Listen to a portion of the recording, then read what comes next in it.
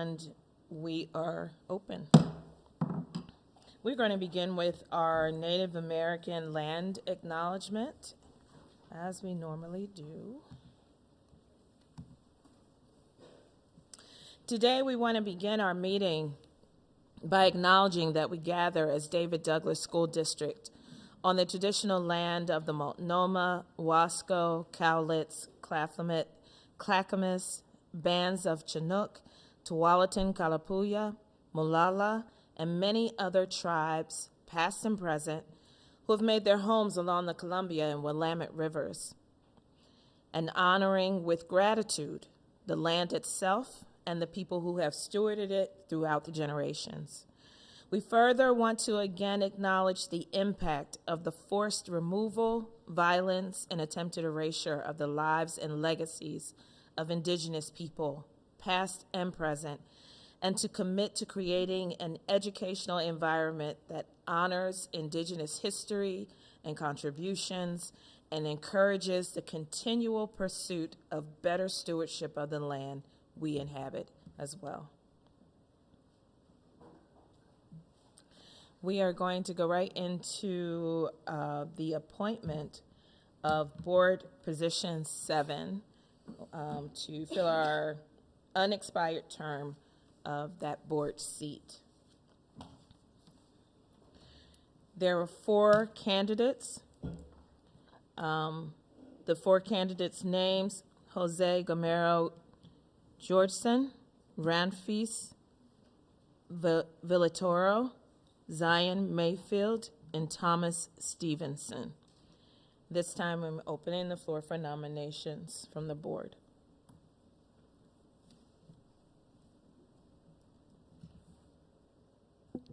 Are there any nominations? I'd like to nominate Jose Gamero Georgeson. Are there other nominations?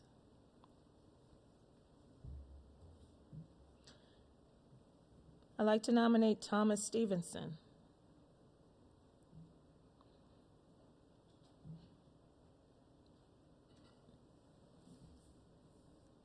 Okay, if there are no other nominations, then we are going to move forward with a vote. We want to close the nominations,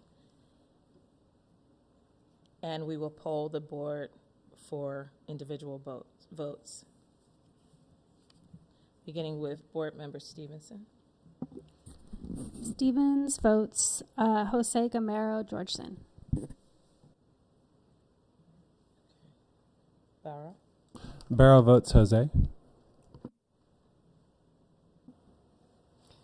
Wynn votes Jose Gamero Georgeson. Selena Lopez votes for Jose. Actually, we don't even need to go any further. But yes, Heather. Franklin votes for Jose Gamero Georgeson. Okay. We already have a majority, so we are naming Jose Gamero Georgeson as our newest board member to fill position 7. Yes, we may.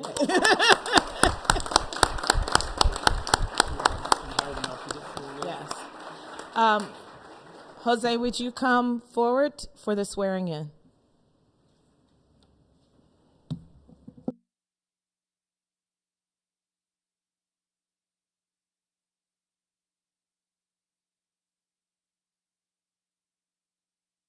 We would also like to congratulate everyone else that applied for applying. We want to thank you very much for your interest and willingness to serve our school district.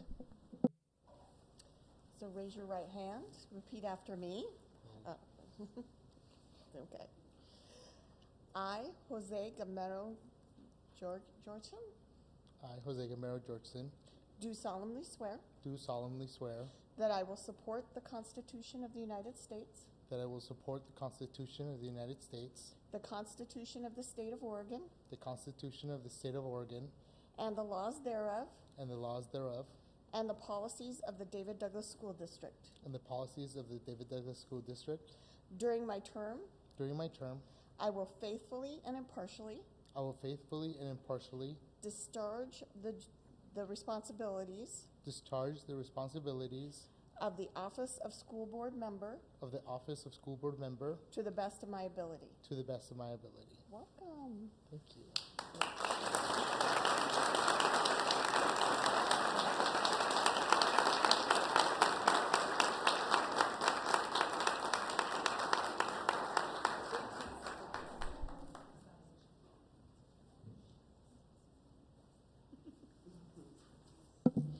Welcome, Jose.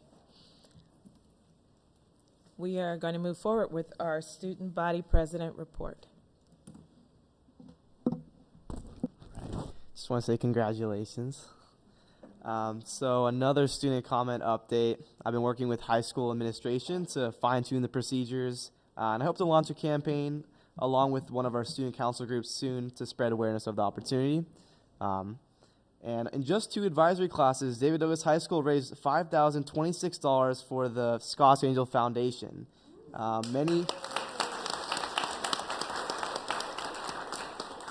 Many other student groups at the high school across the district have raised even more, and we expect a very large turnout this year.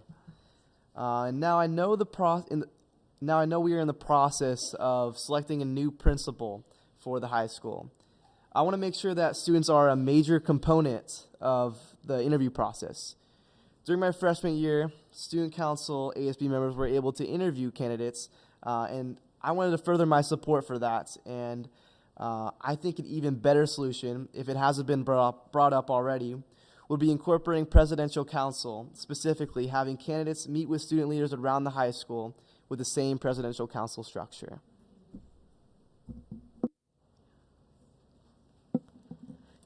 Thank you so much. We very much like that idea. Thank you. And I'm so excited of how much our students are lending their voice, stepping up and sharing your perspectives. We greatly appreciate that, and we are sorely in need of it more and more. So thank you so much. And now it's time for public comment.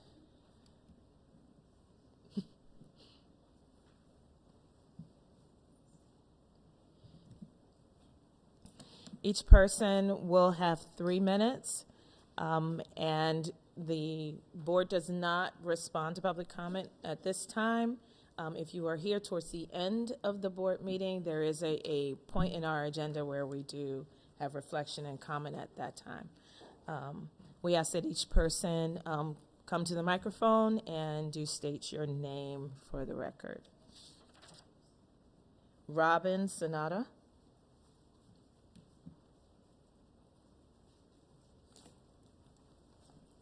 Here I am again. Hi, everyone. My name is Robin Sonota. I'm a kindergarten teacher at Menlo Park Elementary School. I'm here before you to talk about class size, specifically what we have seen to be the positive effects of class size at kindergarten at Menlo Park. In April 20 of 22, my colleague and I wrote a letter to the cabinet and the board at that time about concerns regarding class size in our district and in our rooms in particular. For purposes of my testimony, I include that original letter to you, along with data to show our gains in reading in kindergarten this year. In short, this letter spoke of the need for equity for our students and increasing that equity by removing a barrier towards learning, crowded classrooms, and notably also cited that a great start in kindergarten has the effect size of 3 years moving forward. We hear from our first grade colleagues that the students they got at the beginning of the year were the most ready that they had ever seen. I do want to acknowledge the prompt response of our cabinet to that letter. We felt heard, we felt respected, and that our solutions proposed were considered carefully. As a result, we have had 2 years of kindergarten and K-1 blend classes with under 22 students. This year, I have 19 students. I want to share the results I am seeing this year, and I will focus on student growth. I offer my own classroom data as evidence, not just because I rock, and I do, but I believe that class size has made a huge difference in what we are seeing in our classrooms at Menlo. My Dibbles assessment, and that's on page 2. And you can see on one of the columns is the beginning of the benchmark, and then now we're at mid-year. I've never seen this before. It's quite amazing. 68% are at or above grade level in first sound fluency. 84% are at or above grade level in phoneme segmentation fluency, which is finding sounds in a given word, a key indicator of future success as a reader. And 79% are at or above grade level in reading correct sounds in the nonsense fluency word test. Many are already decoding.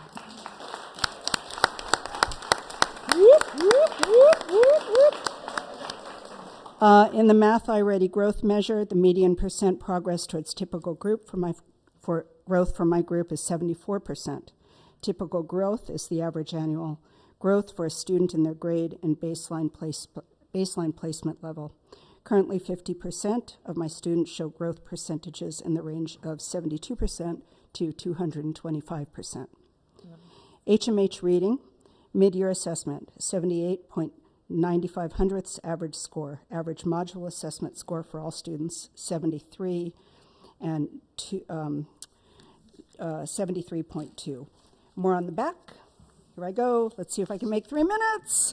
Why would we see this amazing increase in student growth? One variable is the excellent curriculums we now have in phonics, math, and reading. Another is that I actually have room for students to move about the classroom to device centers or quiet workspaces. It is calmer, well, as far as kindergarten can be, and I can move about freely to check on students' work. We are in our second year of ECRI phonics, and our school pre-teaches ECRI to our students who have the greatest need. Lower numbers mean more students can be served in Title I classes, and we can keep students who have shown growth but need extra attention to keep that growth up in intervention class. In addition, with 19 students, I am able to form 4 learning groups in class for the core subjects. That means either myself or my assistant is able to meet with each group up to 3 times a day. And yes, thank you so much for your investment and commitment to our IA staff members. They are an integral part of the success of our students.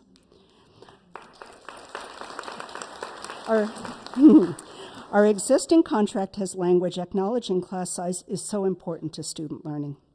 It stops short of setting class limits. I understand that so many factors outside of my control go into our district's allocations. However, I propose that class size should be a primary consideration for our students' growth. I feel passionately that planning time and class size are the way to make our learning environments excellent and benefit all students. That's why I'm testifying, even though I'm retiring. I just keep wanting to say that, yeah. I do it for the students I won't teach, for the colleagues I leave behind, and the ones still to join our district. They all need a chance to shine and show now what can be done. It's funny, last year when I was asked, how many students do you have? I would find myself answering, I only have 22. This year I dropped the only, because I don't want to apologize or diminish what is patently obvious, that my lower class size is just as it should be and allows my students to learn, grow, and thrive to their fullest potential. Aloha Allah.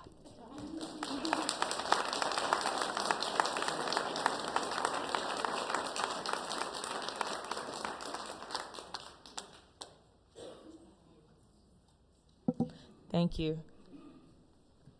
Kara Gifford.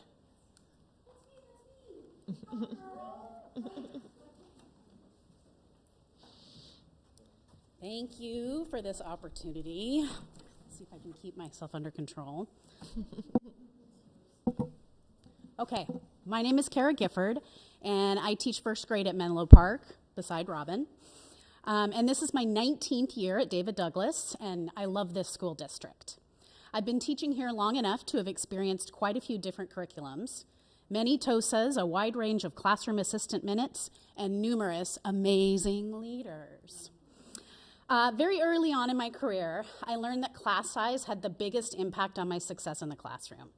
I know how important data is in decision making, My team has had unbelievable success with reading data in the last couple of years, and we attribute this to the combination of class size and a strong curriculum. The more I thought about why we're having this huge success, I realized we can't just give a teacher a small class size and good curriculum.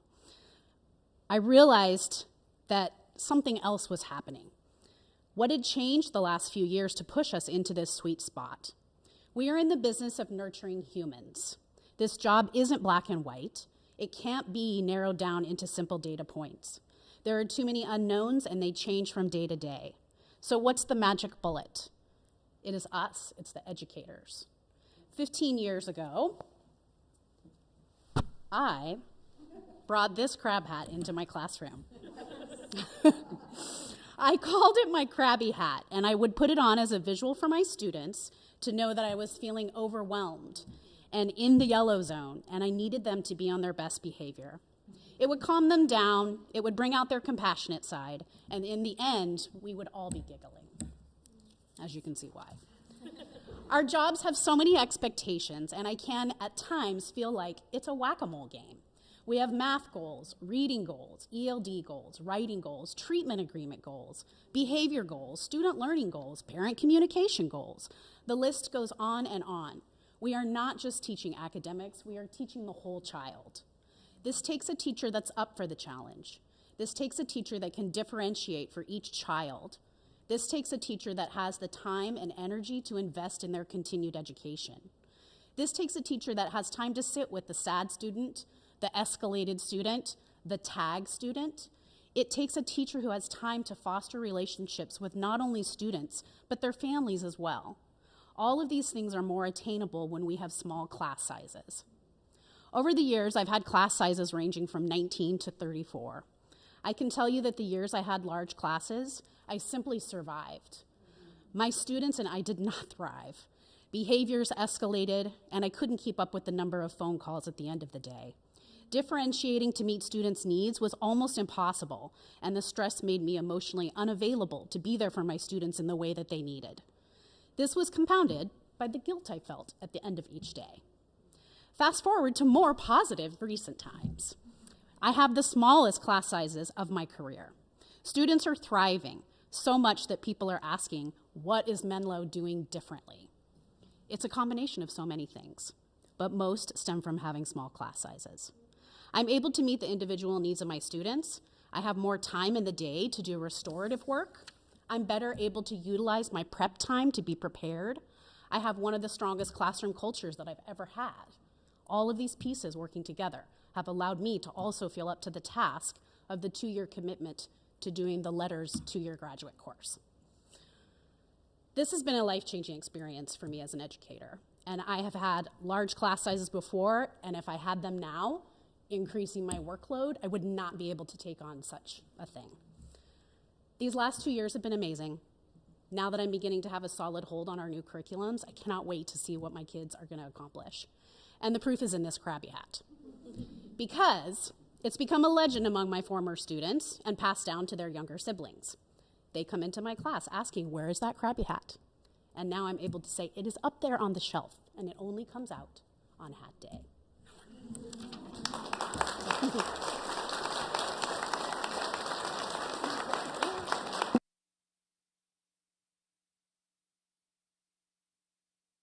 Thank you. Denise Holiday.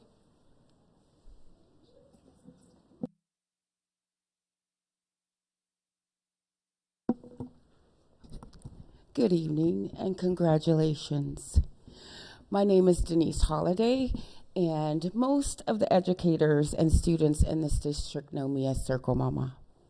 My name is Avery Holiday, and Circle Mama is my real mama, and I have the pleasure of being here with her and supporting her and meeting all of these wonderful students and staff members on these campuses. So I wanted to speak tonight to say, first of all, thank you. Thank you for your commitment. Thank you for trusting me with your educators, your students, and your families. What I've been able to witness since the time I've had the privilege of coaching and supporting the educators and students in this district is amazing. The connected classrooms that I see blows my mind. The vulnerability of the educators and students in the classrooms warms my heart.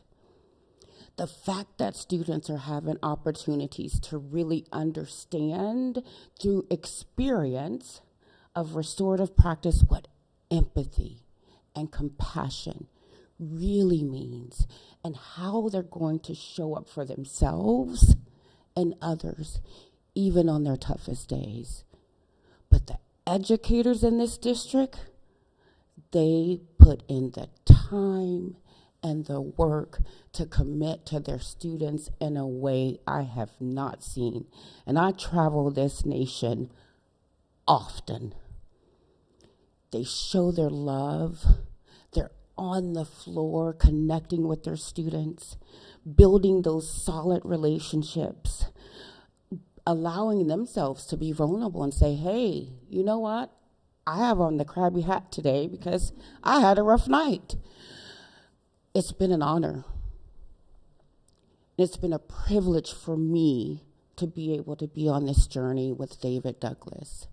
And before I turn it over to Avery, as I tell the educators in this district and the students in this district, David Douglas School Board and David Douglas ISD, Circle Mama loves you. And there's absolutely nothing you can do about it. Let's normalize that. Let's allow that to be the thing that we become more comfortable with.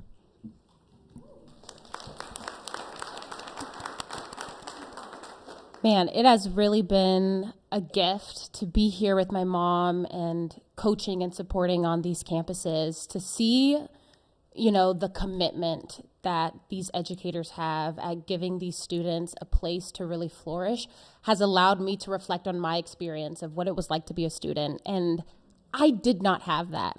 And so to just see the change that is being made on these campuses and the culture that is being created for these students to really flourish while they are here in school, but also thinking of the impact that it has as they become the best versions of themselves as they grow older. Like, these are things that are really going to stick with them.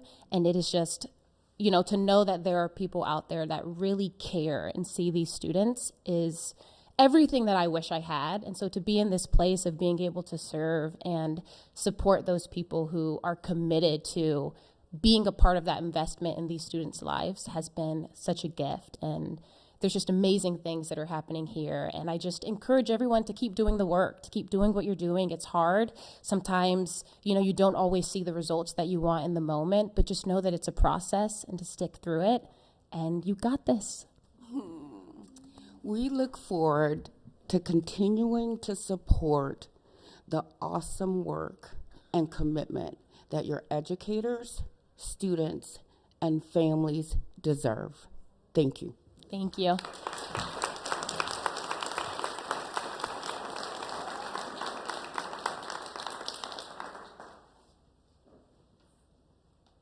Thank you. Karen McDonald.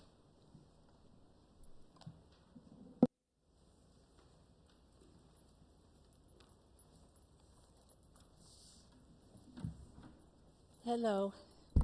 My name is Karen McDonald. I don't have a crabby hat and I don't have great data, but I do have a ton of experience to share. I am a first grade teacher from Earl Boyles Elementary. I love working with my students, and I've been proud to be a part of the David Douglas community for almost 30 years. I came to speak today because the issue of class size is extremely important to me. All of the crucial work I do for students depends on class size. I have had experience with large class sizes, as many as 31 first graders, and small class sizes, as small as 18 first graders. When I have had smaller class sizes, my students have had the opportunity for more attention and additional instructional help from me. I am able to provide more individualized instruction. Building those positive relationships with students and families is attainable. A smaller class size allows for more students to have opportunities to participate and respond to instruction. A small class size allows me to cover more material and adjust instruction to meet the needs of the students I serve. When I have had large class sizes, I have often gone home and questioned whether I interacted or met the needs of each student. Did I check in with the quiet students that are not demanding my attention? Did I notice a student that may not ask for help? Did each student feel noticed that day? I have spent more time managing behaviors in classes with more students, and I have noticed students becoming frustrated because they have to wait so long for help from me. There was a time when our district recognized the benefits of small class sizes.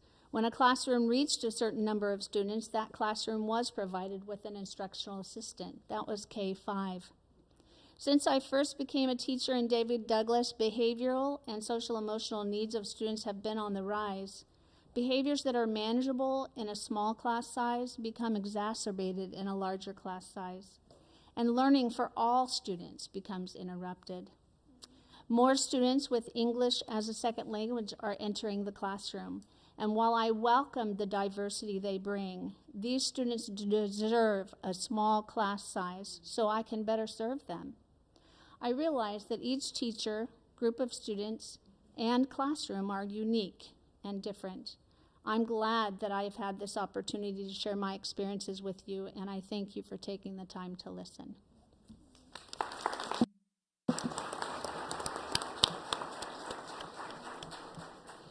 Thank you. Appreciative of everyone who has shared tonight. We're opening the floor now for student comment. Is there anyone who is sharing student comment this evening? Nope. Okay. DDA comment.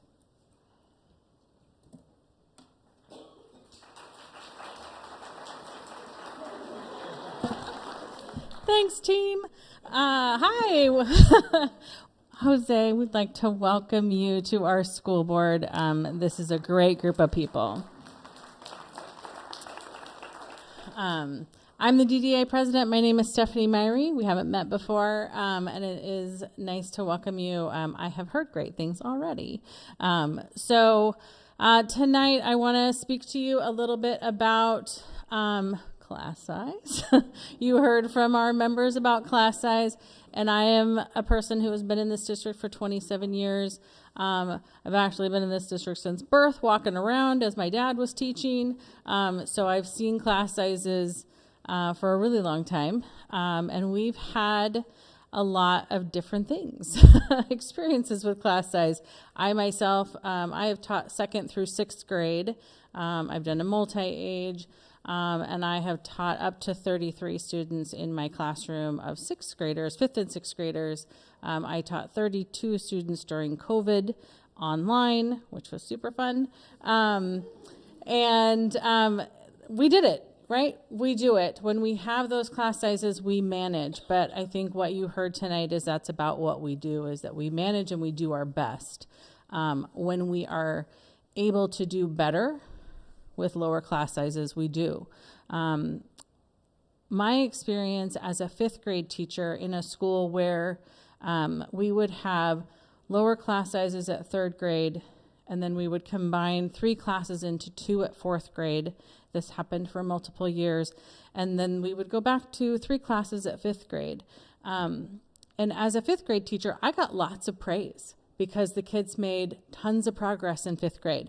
Now, while I am a rock star teacher, it was not all about that. It was about, we had less behaviors in 5th grade than in 4th grade. We had more progress being made in 5th grade than in 4th grade because, and I really do believe that class size mattered, because they would go from a class of 34 to a class of 26. And a class of 26 is still big. So it matters. We've also seen in years past when we were having budget issues, we had high schoolers sitting on countertops because we had some really big class sizes at the high school. And it's an old school, so some of those classrooms are kind of small. Right now, we have a variety. of class sizes. You heard from Robin tonight, who has 19. My friend Jan has, I think, 29 currently. So that's at elementary, and we have quite a variety at middle school and high school as well. So while the average class size might look great on paper, that is not representative of every class size in our district. And so I just want to bring some awareness to that.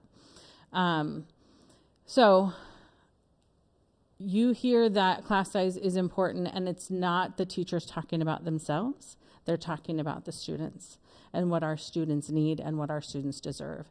And I will say that is in the conversations that I've had with educators this year and over the past couple of years, it's always focused on what the kids need, what our students deserve, and does make our job easier, yes, when we have less report cards to do and we have less behaviors to manage because it's a little less crowded in our classrooms, but ultimately it's always about our students because that's why we're here. So that's kind of my focus on class size for tonight. I also want to recognize that it is School Counselor Week. We have some amazing counselors in our district who do quite a lot of things. They coordinate services for families. They teach in classrooms. They do small groups with kids. They work on schedules. They make sure kids are getting what they need in order for them to graduate. There's so many things, and that's just sort of like the tip of the iceberg because it really is. I don't know that we all know what they do. The counselor position is a very big position to fill. Do we have any counselors here tonight?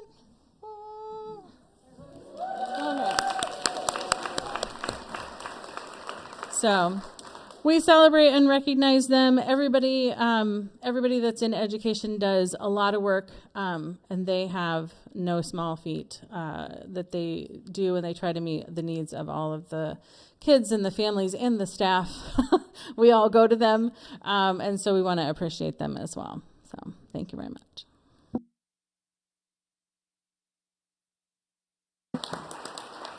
Thank you. Thank you. And now we have the OSEA Chapter 40 comment.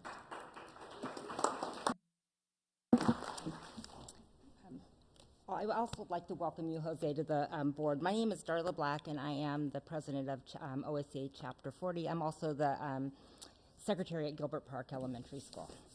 And I love my teachers and my counselor. They work hard. Anyways, I want to talk to you tonight about some things that are happening within classified staff. So we do an employee of the month. It's actually bi-monthly, and so I wanted to let folks know who those two folks are for this last couple of months. So we have Donnell Martin, who's an IA at West Palhurst, and Kayla Crouch, who's the secretary at MECP. And so we send them a certificate. They get a gift card as a thank you for all the hard work that they're doing.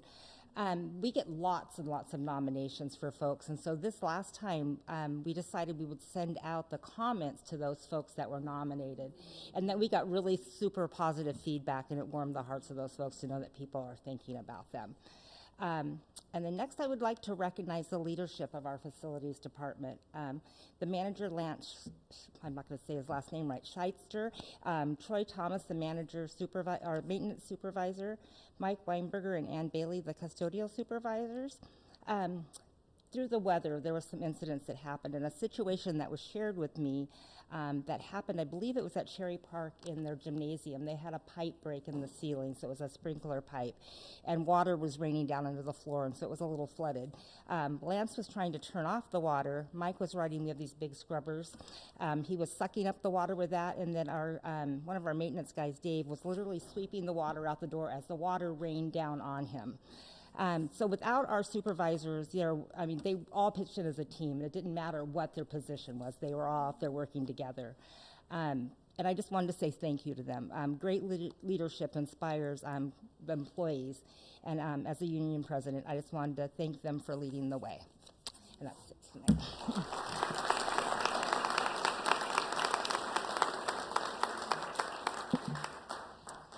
Thank you.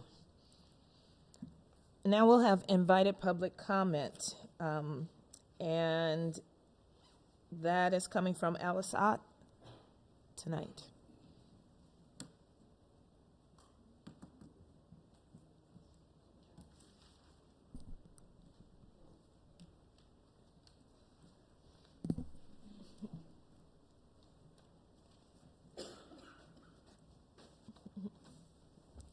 Can you start and tell us your name? My name is Itasia. Hello, school board. My name is Itasia. I go to Alisop Middle School, and I'm in 8th grade. I am in 8th grade. Growing up as a black girl in Oregon has been a mixed experience. I lived in both Salem and Portland. I moved in David Douglas district when I was in 5th grade. Here are some things I liked in the district. My friends and my community, and I like teachers that are nice, and I like playing basketball at the school. These are some things that are challenging. People touching my hair when I don't want them to. People using hate speech, and people who don't treat me like a kid because I am tall. And also the food needs a little help. Here are things I want you to think about. Sometimes when kids are being disrespectful to each other, the teachers don't know what to say, except that they are going to write someone up. This isn't working because the kids don't know the teachers care about what they say. How can we fix this? When people get suspended, they are missing out on learning. That's the whole reason why we come to school. Are there other ways we can handle things when kids make mistakes without them missing out on learning? It would be nice if we could have more black teachers that look like me. They might understand what it's like being black. Thank you for listening. I hope you take it seriously.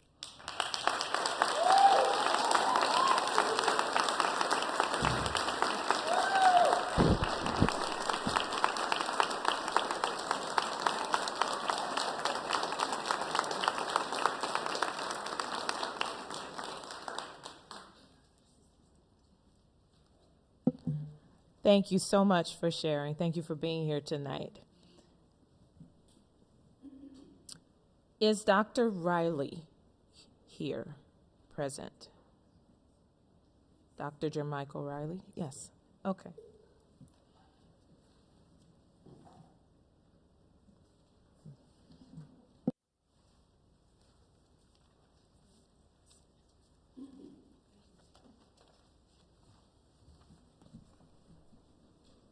Good evening. My name is Dr. Jermichael Riley. I am here for a great friend of mine.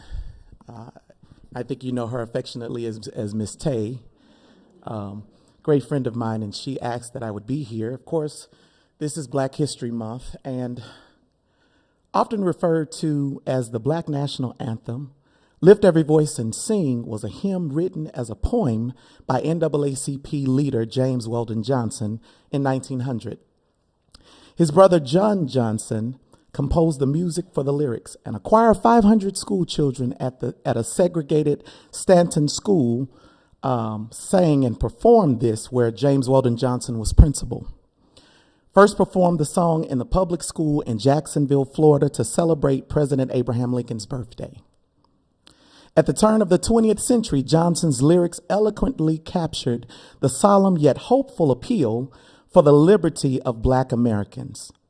Set against the religious innovation of God and the promise of freedom, the song was later adopted by the NAACP and prominently used as a rallying cry during the civil rights movement of the 1950s and 60s. Lift every voice and sing, till earth and heaven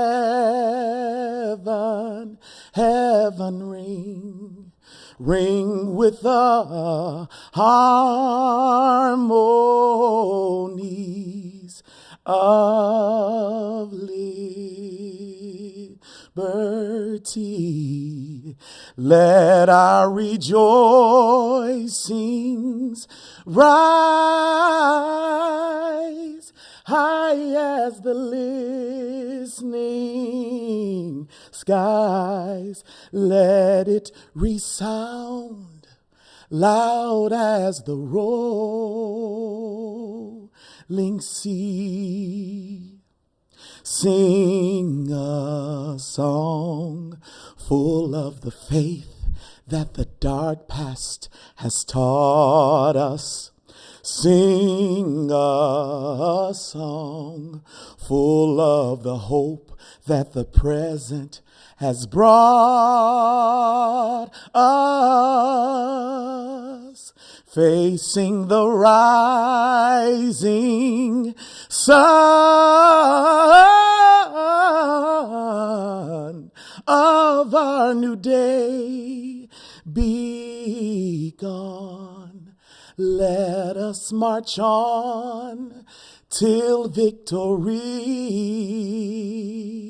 is won. I want to say Happy Black History Month to all of you.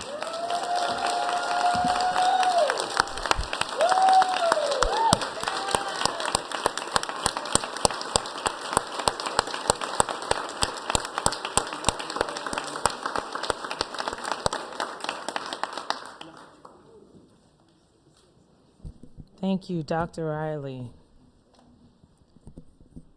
It has been a while. But I grew up hearing that song a lot. Thank you. It's time for our Black History Month proclamation and a recognition of Lunar New Year.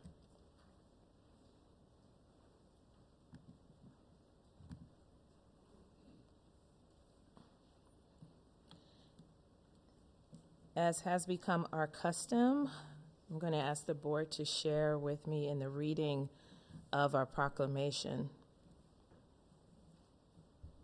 The David Douglas School Board District Proclamation proclaiming the month-long celebration of Black History Month in February. And I'm going to ask that, no, we'll start on this side.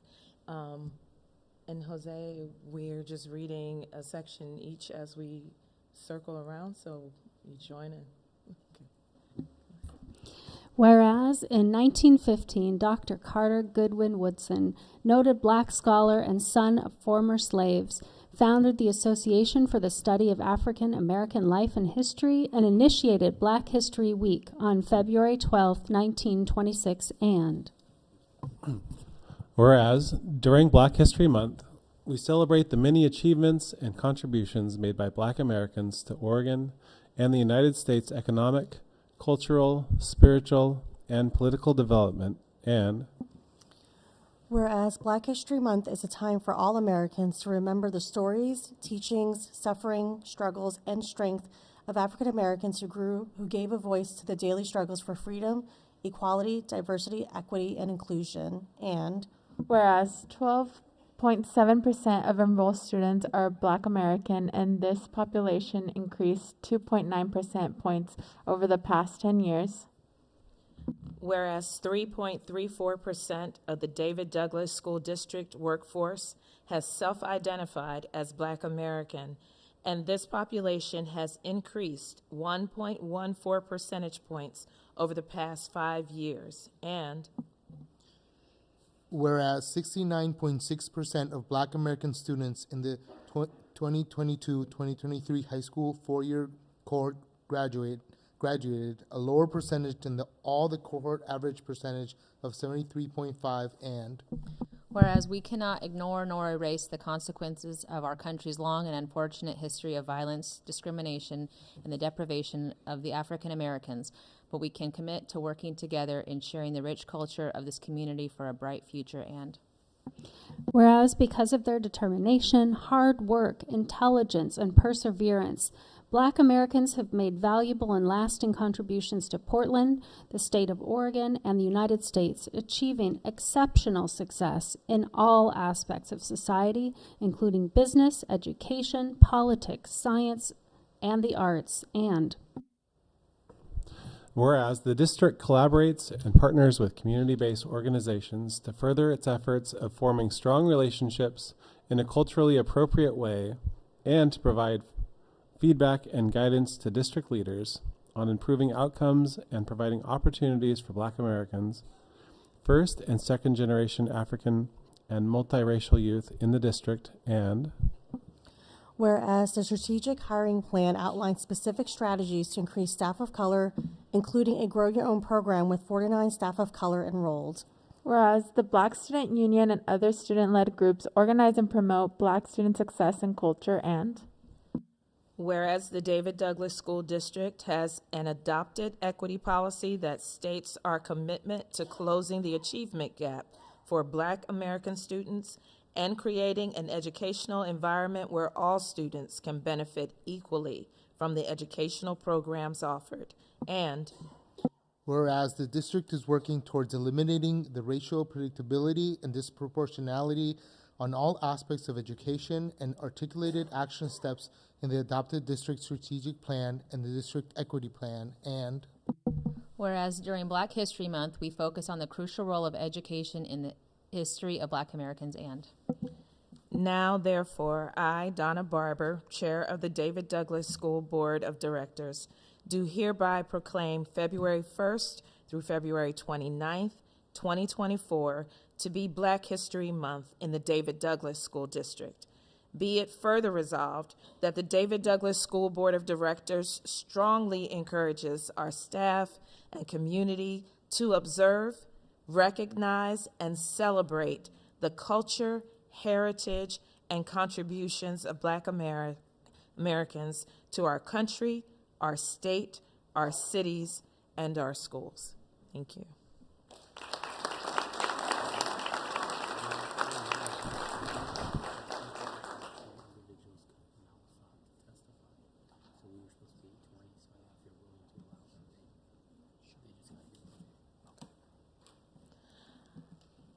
I've been made aware that there are some additional people from Alisat who wanted to share tonight. If so, you can come up. Mm-hmm.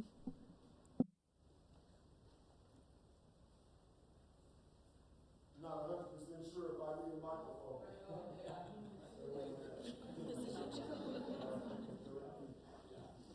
Hello, everyone.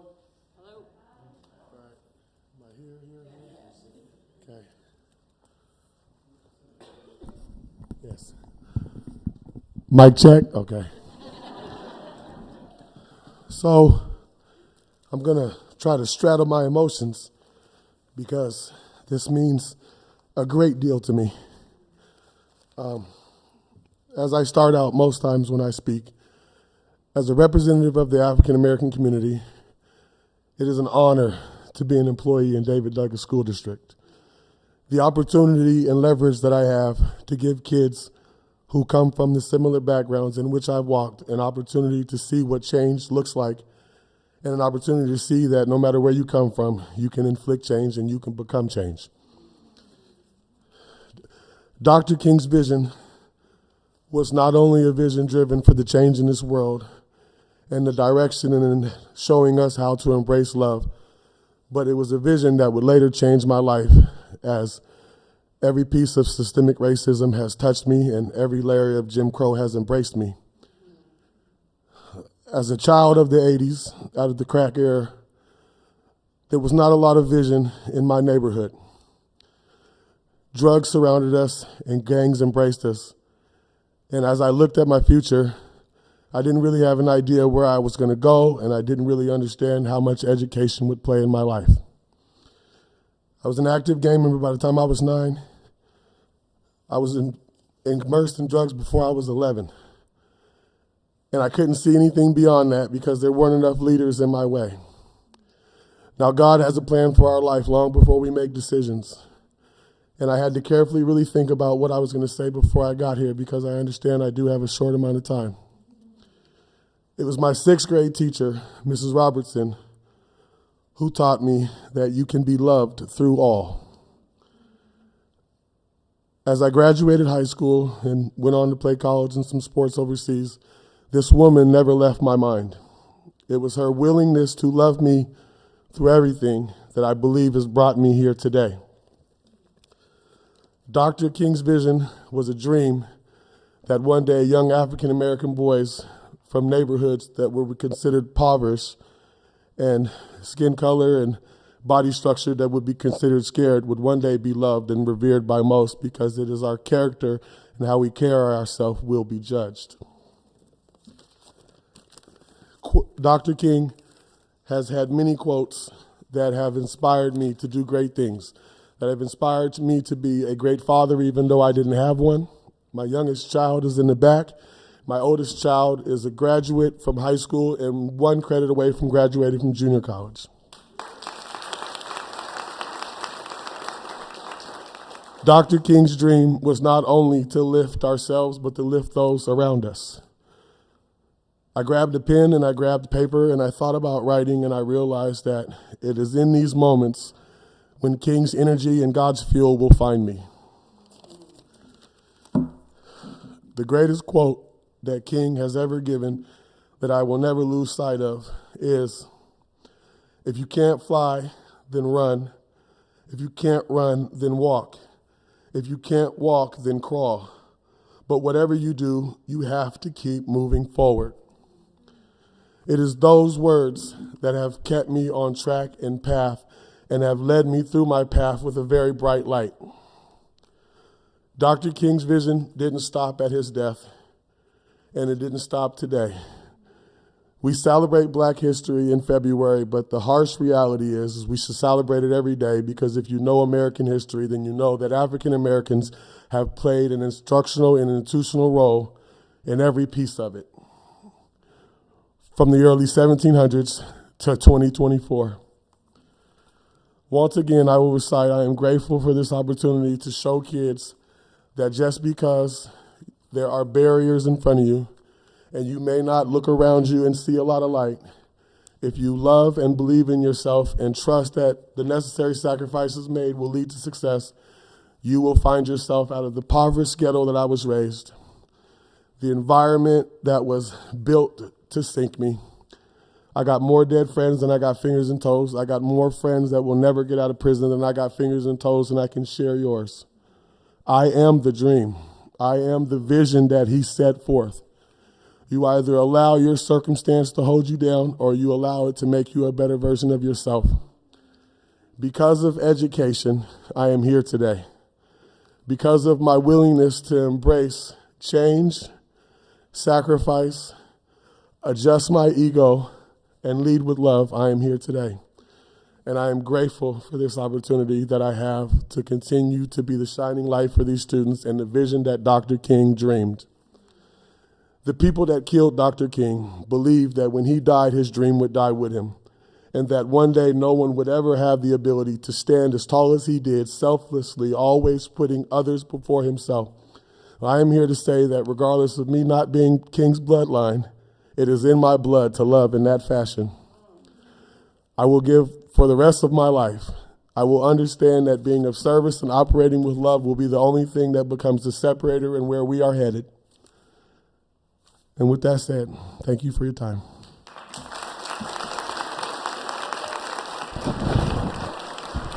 Did we get your name?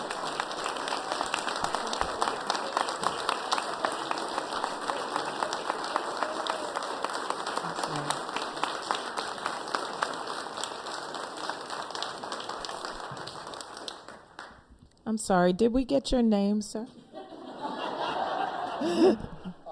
Joseph, but they call me Mr. H. Mr. H, thank you very much.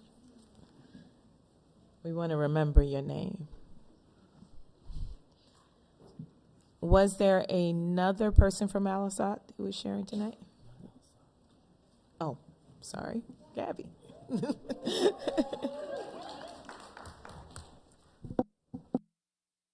I did. Hi, everyone. My name is Gabby Benzagoma. I am one of the equity specialists, and I am here to talk a little bit about how our district has celebrated Lunar New Year so far this year. So Lunar New Year begins on this Saturday, February 10th, and it is the year of the dragon. And I just want to talk about some of the events and things that we have going on around the district. So you can see in the pictures this past Friday, there was the Lunar New Year event that happened here at the high school. There were approximately 500 people in attendance, 20 adult volunteers, 44 student volunteers, and 15 partners tabling. The ASU, the Asian Student Union here at the high school, was a pivotal and key role in coordinating and planning of that. Yes, they deserve that. I have heard many, many wonderful things from teachers, students, staff, and community members as well about that event. So that's very exciting. If you go to the next slide, you'll be able to see some more pictures. Some of you might have seen yourselves in the pictures. You can go to the next slide. Additionally, from the DEI department, in conjunction with teachers from around the district, we have sent out resources so then students can either learn or celebrate their own culture within their classrooms. So the counselor at Lincoln Park, Hannah Snyder, she created a Lunar New Year slideshow that went out to all people in the Essential, and then also the Essential, our monthly newsletter that goes out from the DEI department. We always try and highlight holidays and celebrations that are happening around cultural and heritage things, and so we created a Lunar New Year highlight where there are resources for teachers to go in and highlight this holiday in their classrooms. One of the best parts about our district is the diversity within it, and we are so grateful to get the chance to celebrate together. So thank you very much.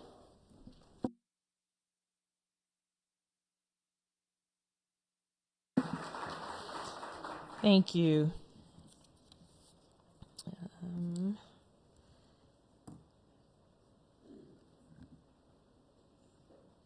All right. Boy, I hesitate to move forward. This part has been so great.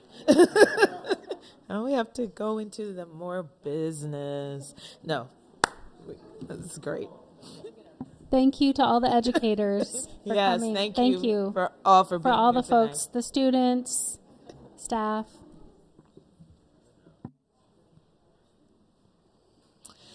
We're going to move into our bond update.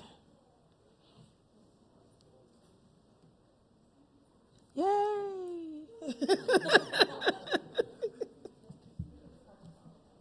Right.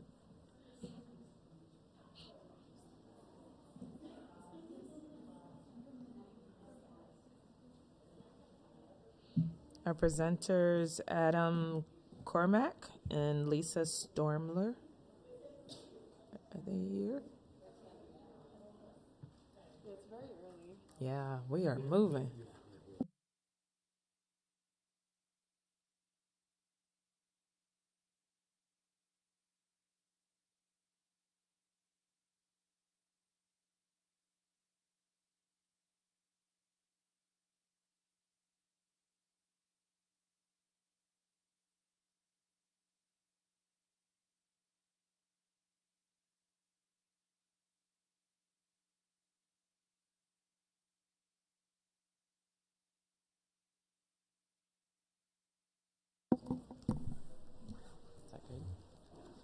Is it on? Yeah. Well, good evening. A lot of good news tonight. A lot of good stuff is being presented tonight, so glad to be here tonight. Adam Cormack, RNC Management. We're your guys' construction managers, and then we have Lisa Stormler. I'm the Bond Oversight Committee Chair. So appreciate the opportunity to be here tonight. A lot of good news to share what's been going on in the last 3 months since we were in front of you last. I'll go through kind of just some big picture stuff and then kind of get into a little bit more weeds, similar to what we've done in the past. If there's any questions or clarifications that come up, feel free to interrupt us at any time. Can you move the mic a little bit closer? Yeah, you bet. Sorry. I'll speak up a little too. Okay. So, again, what you're seeing up here is just kind of big picture stuff and then just the projects that are kind of active right now. So this isn't all of the bond projects, but they're just the active ones right now. If I want to skip to the next one. Kind of from a big picture standpoint, we're just finalizing those district standards. We've got some direction on the intercom and paging that we're getting really close to dialing all those timelines in, et cetera. And then some other, the safety security standards, we have a stakeholder team that has been in place now that we're planning over the next week or two to get together with and just finalize that information and finalize those standards. Quarterly board update, I think we'll be back in May to present. Tonight we're going to present, we've come a long ways in the last 3 months. We've got a lot of good news, and then quarterly bond oversight committee meetings are ongoing. They've been really good. I think last time we spent the majority of our time talking about communication and how we can get the good news out to the community.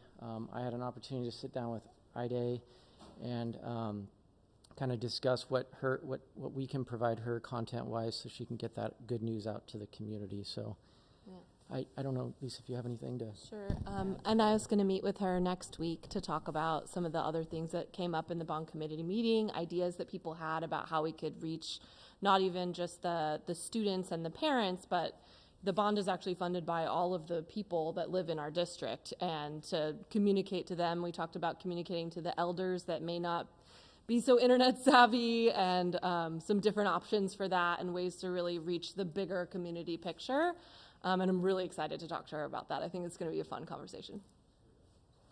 If we want to go to the next, we can just hit us real quick. This is just a reminder of all the scopes that are in the bond. The next, if we want to go to the next one. So schedules overview, all our projects that we're talking about today, we'll get into a little bit more details when we get into the project specifics, but they're all on schedule, if not a little bit ahead of schedule, what we anticipated. If you want to see more detail, there is an attachment in there if you want to reference that. But in general, all the projects are on schedule. Budget, in general, we've had 5 or 6 bid packages that have come in. In general, all the projects have been on budget, if not below. There's one that came in today that we're getting our arms around that was a little bit more than what we were targeting, but we can get into that detail. But in general, a really good start from our bond standpoint of where we're at and where we're headed. So there is an attachment there if you guys want to get into more details of how that schedule, or excuse me, how that budget is laid out. Jumping into the project specific, obviously the largest project for this bond is the CTE project. Brick continues to do a good job. We got Pence that continues to be a really good contractor and a really good partner. We're just kind of getting to the latter states of the design. We've submitted for permit, which is a big milestone. We're currently just wrapping up the reconciliation of the budgets to make sure before we go out for final bids that our budgets align with what our estimates align with what our target budget is. So we've broke that, as you know, it's a CMGC contract. We broke that into 3 major bid packages. So we've already bid out the bid package 1. Bid package 2 is kind of the bid package 1 was kind of the big structural stuff, the long lead items. We've gone through that. We were under budget. We're currently out at bid package number 2, which is kind of the corn shell, a lot of the majority of the bids. So we're anticipating to have that in by end of this month, and we're targeting, we're anticipating good budgets on that. And then the bid package 3 will just be all the final ancillary stuff. So Brick continues to do a good job with kind of the student engagement. I know we had another community meeting. It was the 7th or 8th or 9th one that was just earlier this week. Good attendance, good feedback. And then Pence, our general contractor, and RNC are kind of working with the district folks with the student engagement when it comes to kind of how we can get some of those interns involved and get them excited about the construction process. So we're meeting weekly at this point we're meeting weekly with the district site folks just to get them prepared because spring break is coming and we want to make sure they're very prepared and ready for construction to start. The plan here is we will mobilize, we will get it prepared, and then when kids come back, there'll be good wayfinding, there'll be good systems in place so that we can eliminate and minimize as much safety and security items. So this is just the most current rendering that you're looking up here.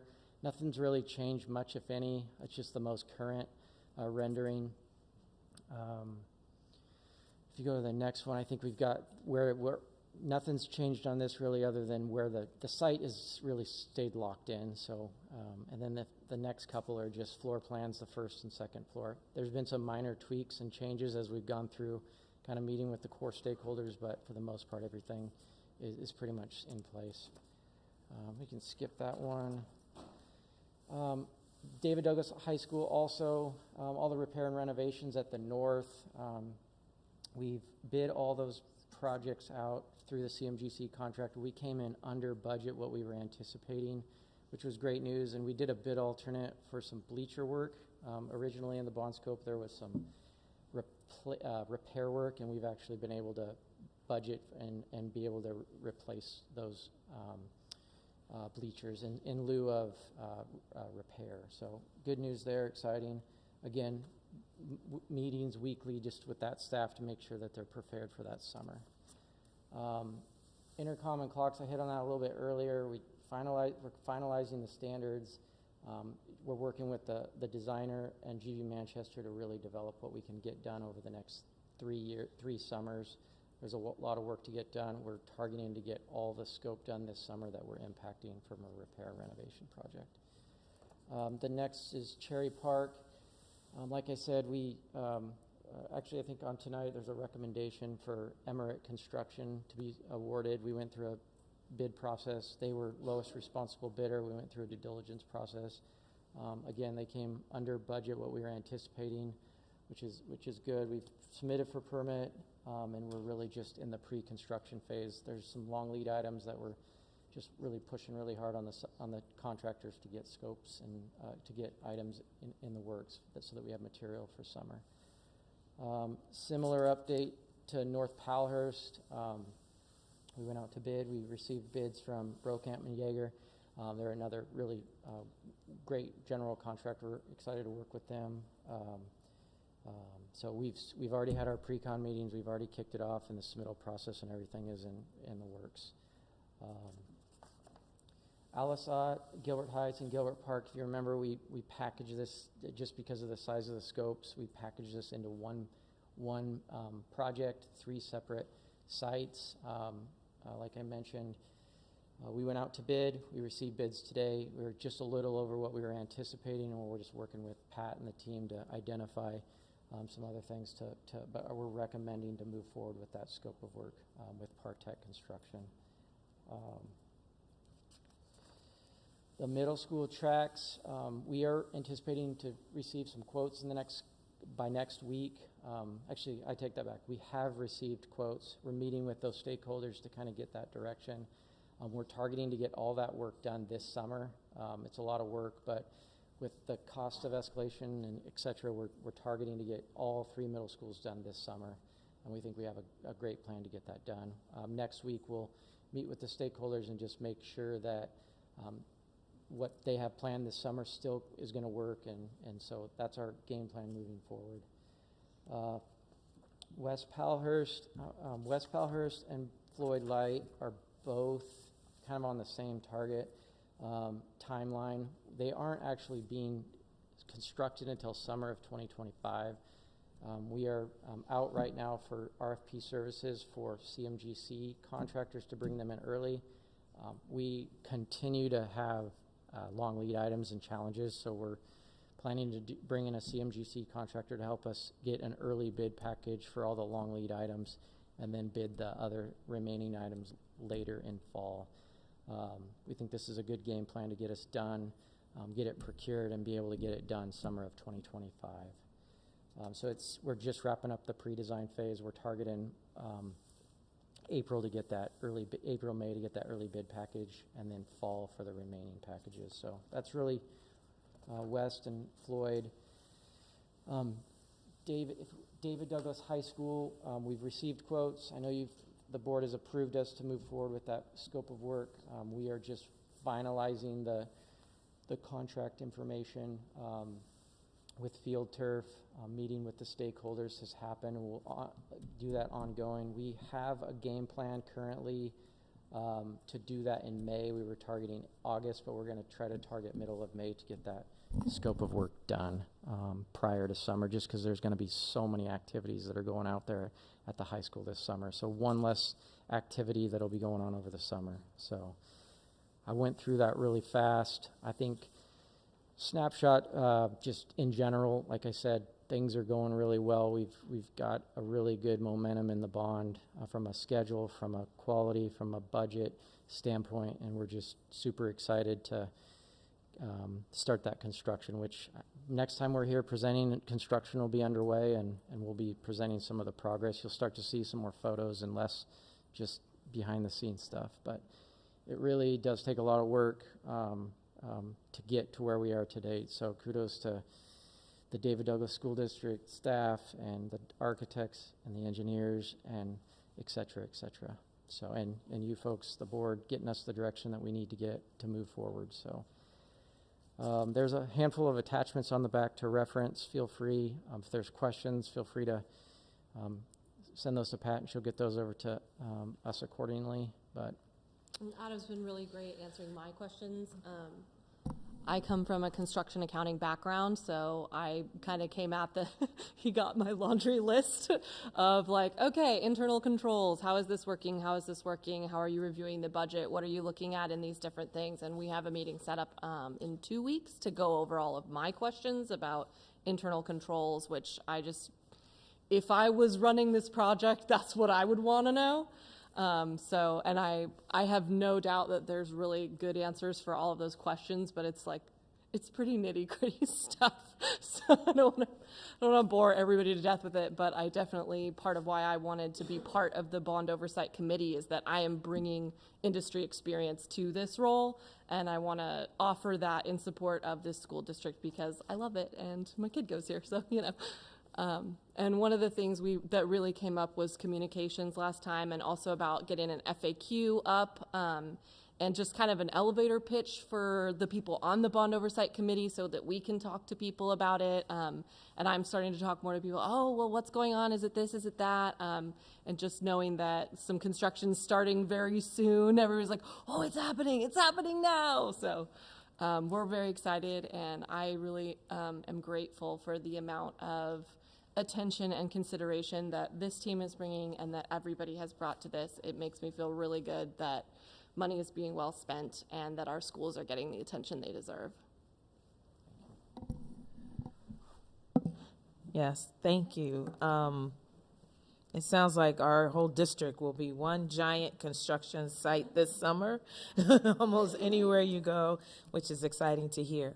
I am curious, Aaron, if you have heard any feedback from students at all concerning the bond and their possible involvement in any of the ways that were mentioned tonight. Is that anything that you've heard students talking about at all? I haven't heard anything specifically. The only thing, like from my personal experience, I think there was a table during lunch about the CTE, information about that, and there's a poster that I walk by every day. So, no, I haven't heard anything specifically. Okay. All right. Well, great. We're hoping that I'm really excited to hear about the internship with high school students that can be involved in this process. That is great. That is amazing. And Ida offered up helping us get that communication out too. If we're struggling getting that information out, I know she offered up helping getting that information, whatever that looked like. So, yeah, and definitely to the student council, the group that, no, not President's Council, the group that we addressed in with student leadership. The students that were involved in, moving forward to get the bond passed, we definitely want to know that they're getting the feedback and knowing that there's still opportunity for them to be involved. But thank you so much for all of this. It sounds like a lot of work, but it's good work, it's meaningful work, and we'll appreciate it. Is there any other comments? Incredibly impressive. And Lisa, we are so lucky to have you as the chair. Thank you for I know what it's like to volunteer. It's a lot of work, but we appreciate it and your leadership. Yes. Thank you. All right. Thank you. Mm-hmm. We look forward to seeing you back when? May. Okay. All right. Probably wearing hard hats.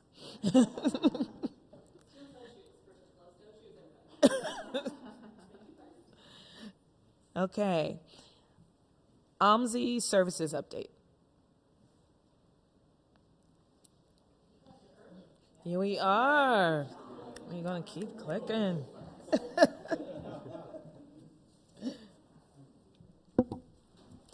Good evening. My name's Steve Tritz. I am the Senior Director of Statewide and Community Engagement at OMSI. This is my colleague Patricia. You can introduce yourself. I work in fundraising in the development team. Excellent. Next slide, please. So we're here to talk to you about a project that I'm happy to say that we successfully pulled off this past fall. The folks that you see listed up here are the key people that made this whole thing happen. So I want to start out by giving a huge thanks to Brooke and Brennan for their help on the district level, and a special thanks to Kate Sams, who is a parent in the district here, who really started this whole thing off, as well as the OMSI Traveling Programs Education team, who delivered the programming, and then all the David Douglas elementary school teachers and principals that heard this crazy idea and said, yeah, let's try it. So next slide, please. About a year ago, Kate Sams, who also used to work at OMSI many, many years ago, gave me a call and said, hey, I've got a crazy idea and I'd like your help. And she had heard that OMSI was doing some work at a district level, engaging a couple other school districts in the region. And she said, well, what about David Douglas? What can we do out here? And I said, well, that's interesting. What are you thinking, Kate? And she and I had a few phone calls, discussed some ideas back and forth, and she said, well, let me bring in some folks at the district level and see what we can have happen, which is when Brooke and Brendan got brought into this. The main idea of this is there a way for OMSI to engage across the entire district. So instead of just one school or one classroom at a time, can we engage with multiple schools, and can students have multiple visits from our educators? Next slide, please. Why OMSI? Well, part of it is because Kate knows us, and we had the connection through her.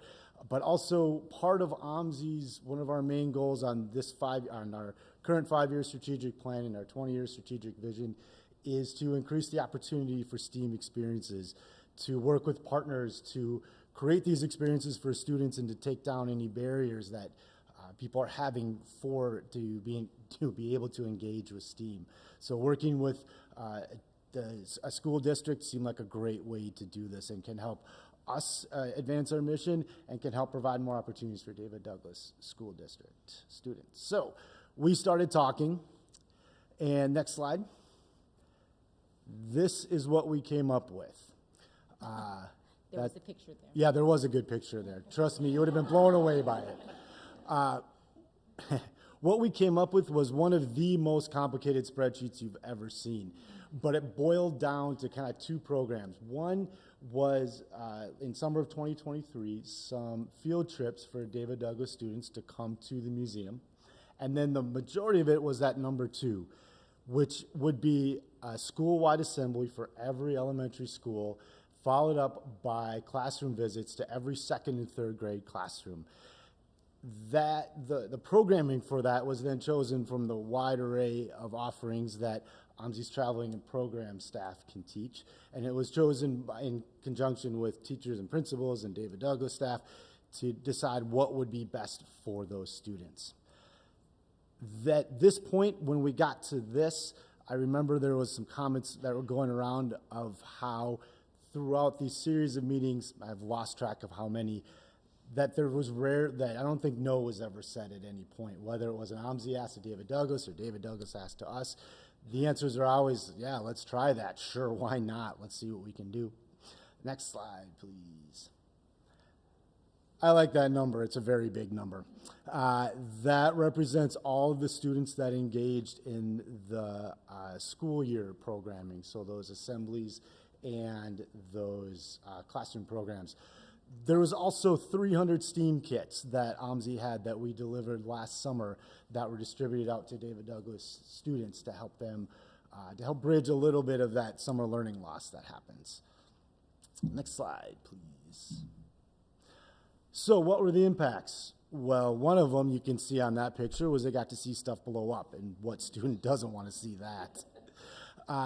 What we were able to do with these multiple engagement opportunities was to create even more opportunities than David Douglas teachers were already doing, but to add to that, to give more exposure to STEAM, to give students more opportunities to ask questions, to collect information, to work together, and then also more of a chance to have a different way for those students to develop the critical thinking, science processing, and ultimately we hope to be able to build more of a personal STEAM identity, both with the OMSI things tied to their classroom visits. Next slide. This is kind of a summary of the larger idea that traditionally OMSI's traveling programs where we come into schools has been focused on a school at a time in a couple classrooms, and it's generally one visit. They come in, they do a couple hours or 3 hours, wherever the school wants, and then we go. This idea of can we come back multiple times? Can we give students multiple engagements? We have research from some other projects that show that the more the engagement, the bigger the impact on the student. It seems very obvious, but at this one, with this project, there was kind of a duh, we should be doing this. And the hope is that the more opportunities there are, that students not only can grow academically, but also can increase a lot of their social, emotional learning skills. Next slide. Yeah, here's the less than fun part about all of this. Altogether, you see the cost up there, just under $17,000. About just over $15,000 to do the school programming, and about $1,700 that was for the summer field trips. That was all, OMSI invested that to make this happen. We saw this idea and said, yep, let's figure it out. Next slide. So here's where all you come in to all of this. Not only is this a great story that we wanted to let you know was happening and this incredible collaboration that happened, but we also are asking you for some help. We would love to continue this. We would love to, at a minimum, replicate this in some form next year and in future years. In order to do that, we would like to ask for some help from the district. You see the numbers out there. About $10,000 is what we are asking for to help do this. OMSI would continue to contribute at least $5,000, if not more, depending on what the scope of this could grow into. Our plan would be to essentially follow the same process. Work with folks at the district level, work with our educators, work with teachers to figure out what would be best for the David Douglas School students, and then make that happen. I also want to say we crammed all of this into something like 4 weeks. I want to say, is that right, Brooke? Just about 4 weeks. Yeah, which was a big lift on both sides, but was incredibly effective. And I think there's one more slide after this. Nope, yep, so thank you. I like that we're ending with this one with those students working together on that project, and hope that we can continue this with David Douglas. So thank you very much for the opportunity to speak with you tonight. What questions can we answer? Could talk about lots of data about the importance of building a STEAM identity early, about how much that helps kids continue along their science pathway, and about how much bringing informal science into the classroom helps engage kids who might otherwise not ever think about themselves as real science learners. And part of the spreadsheet that Steve alluded to is because we wanted to come up with something that fit the district. We didn't just want to say, here's what we can give it, take it or leave it, but how do we fit into the schedules and how do we fit into the topics that really this teachers know are going to motivate their students. So we really love the opportunity, and thank Brooke and thank everybody else for letting us do that. So we've been trying to, as Steve said, find ways to fit into district-wide programming. So. And also, I'll be honest too, we find ways to engage with the east half of the city a little bit more. It's definitely on our top list of priorities. That's much appreciated. Are there questions or comments? Aaron? Yeah, please. Yeah, first off, I really, really appreciate what you're doing. This is amazing. I believe my kids got to take part in one of those events when they were at Ventura. I'm not sure. I think so. I had a couple questions. So I had assumed that this is something that was happening with multiple districts, but are we the only district that's getting to be the beneficiary of this program? On this level, yeah. Yeah, we are. OMSI is working with the Hillsborough district in a very, very different model, but on this way and this level of engagement across an entire district, this is the first time we've done this, yes. It takes a really surprising amount of buy-in. And it takes somebody like Kate and like Brooke who are like, we're going to make it happen. That contact, it's you guys are all so busy, teachers are all so busy, to get in not just one school aligned, but an entire district aligned, takes a lot of will. Yeah, I appreciate, you said you had a ton of meetings, and Totally can see that, and I appreciate the willingness to engage in those meetings. The 17,000 that you donated to the district last year, did that come out of OMSI's general fund? No, I can speak a little bit to that. So we have a financial access program.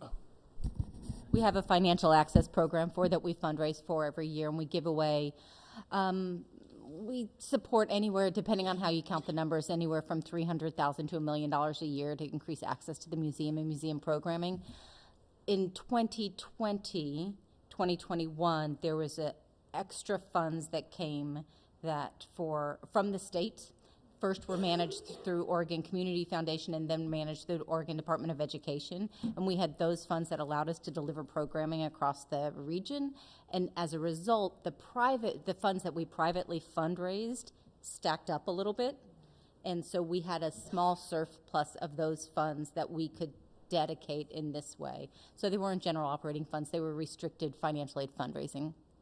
So this year you don't have as much Not access the same to that amount fund? at all. Okay. No. Thank you. We would be I mean, I'm going to be straight, though. We're not just going to see ya. We'll continue to work on ways that we could keep the programming going because we're really dedicated to it. But the more that we allocate towards this program, the less we'll be able to allocate towards other kids in the community that also want to be able to benefit for our programming. So we wouldn't be able to when we started the conversation, we're like, this year, we're going to work on a good faith effort knowing that we'll try to come up with compromises for next year. Thank you. So that's where the $10,000 ask comes from our district. I have to say too, I'm done with the question. My kids kind of grew up in the toddler room. We used to be there. We used to be there at least 3 days a week for most of their childhood. So I really appreciate that and everything that OMSI does. Thank you. Thank you. I just want to first say thank you. I also have kids in elementary school, and my kindergartner will not stop talking about the school-wide presentations so I like that, seeing those visuals.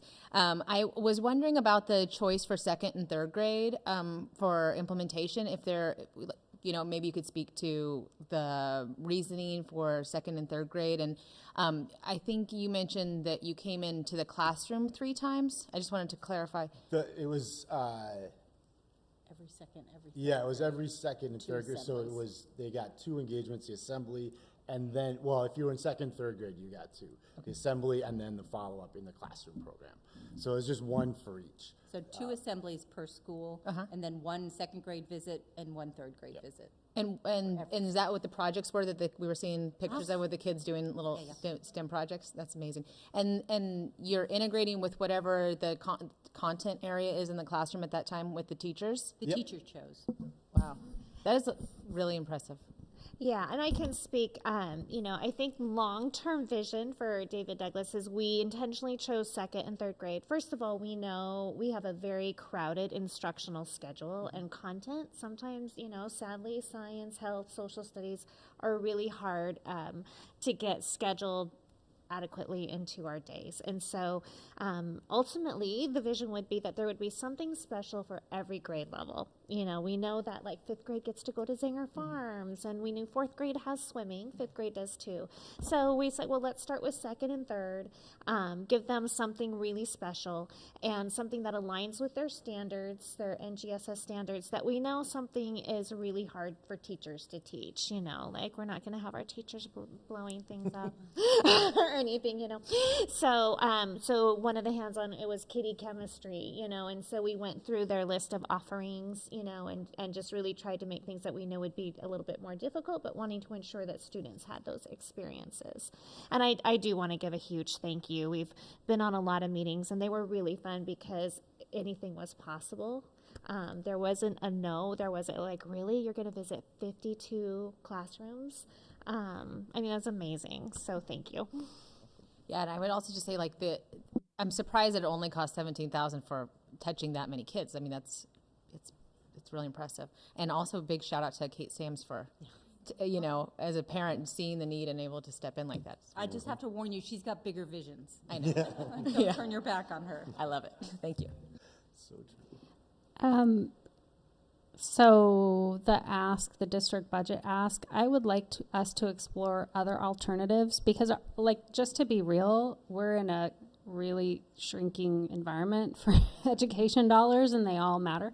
But I'm thinking, is there a role for DDEF, for the David Douglas Education Foundation, to partner to do some targeted fundraising? Because the numbers, to be able to say you could reach that many kids, and it isn't a large amount, but like literally we're looking at every dollar right now, just to be real. We're in so I'm wondering, season right now too. So. the same federal dollars y'all got, we got a lot of them, and now we're having, conversations about what to do. So I think with this type of ask, this is a great sort of community ask, fundraising, targeted fundraising effort that would be right up DDEF's alley. As I'm looking at you, Donna, since you're Yeah, I wonder if there is like a brief, especially printed presentation, or that can be given to the foundation to consider, because I think that's a great idea. I remember the year we raised $15,000 for Makerspace, right? It was a targeted thing. We were able to get a couple of larger donors and then a bunch of smaller. So it seems like something that maybe would also excite the community to be involved in, because, as somebody who did fundraising, like, it means a lot if you're also contributing to the, for those who can. Yeah, we'd be happy to create something to sum up that. Like, this program hadn't existed until now, so we could easily create the summary of it to help with, or if there's other things that would be needed to help with that fundraising effort. Absolutely. Yeah, and clearly you're underwriting a lot. This is a huge amount. If you look at the staff time that it's taking, the transportation, I mean, it's more than $17,000. So, it's a huge match that OMSI is putting forward to our district that I would hate for us to lose out on. That's also part of the story. And thank you. It's amazing. Yes. Is there a deadline for when the funds would have to be committed in order to make this happen for the next school year? Summer. Okay. Good to know. Yeah, clearly, I just made that up. But, but thinking about. But we heard it. Thinking about, like, if I can imagine, I feel confident that I could say, like, if we wanted to make similar plans around field trips this summer, we can make that happen probably at little to no cost. And then during the summer, we could make plans for the fall. Okay. That's when we did it, right? Great. I have a question. Spring, summer, yeah. Okay. Just going off of the timeline, my question would be, if we want this to be a long-term sustainable program, what will that take as well? So I know you're asking for 10,000, but we're also looking at overall, like, how can we make this a sustainable program, right? And so that's also, I think, a follow-up question, that what will it take to get this to a point where we're not fundraising every year, or how do we put this in a budget item? So this is a great program. I'd love to support it in any capacity as I can, but also I want to think about forward thinking and long-term sustainability of this. Yeah, I'd love to sit down and talk through a 5-year plan with matching, if there's any district dollars or public funds, with some private fundraising, and maybe some fundraising that I know other private donors who support David Douglas but maybe don't support. Anyway, I think that we could strategize together. That's my help. Yeah, so to the board and to our guests, first of all, thank you so much for everything. But I just wanted you to know we've already just started discussions. There's no answers, and many of the answers would come possibly from approvals from the board. But I did want to be clear that we have started these discussions, not with your team, with our team internally. When we're talking dollars, we started that conversation. So that's great. Thank you very much. Thank you. Appreciate Thanks it. for having us. Yes. All right, we're going to move on to our data report regarding graduation.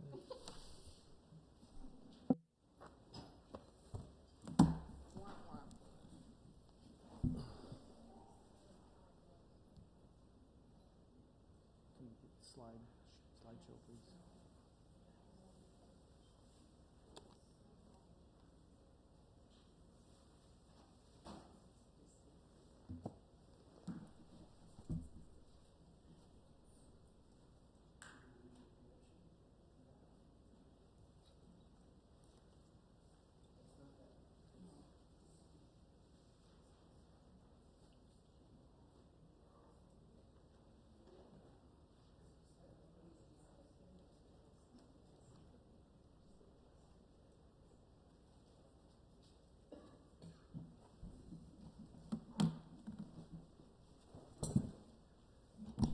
We rehearsed everything but starting the slideshow, so hopefully we'll get there.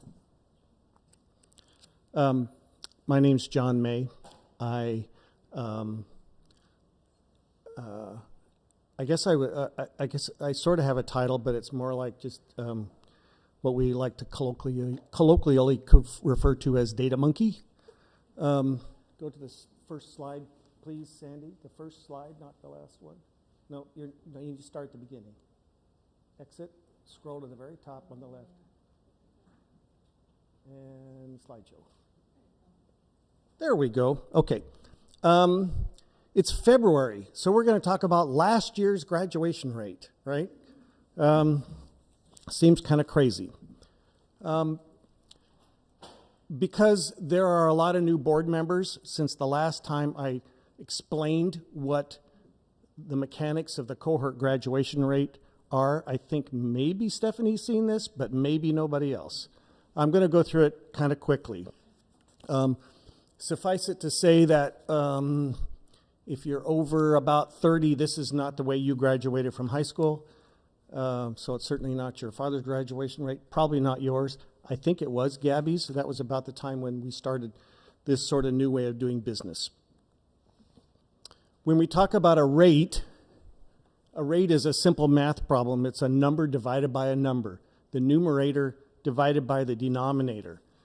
In the olden days, we counted up how many seniors we had in the fall, and we posted that number, and then at the end of the year, we counted how many graduates we had, and we did the math, and that was pretty easy.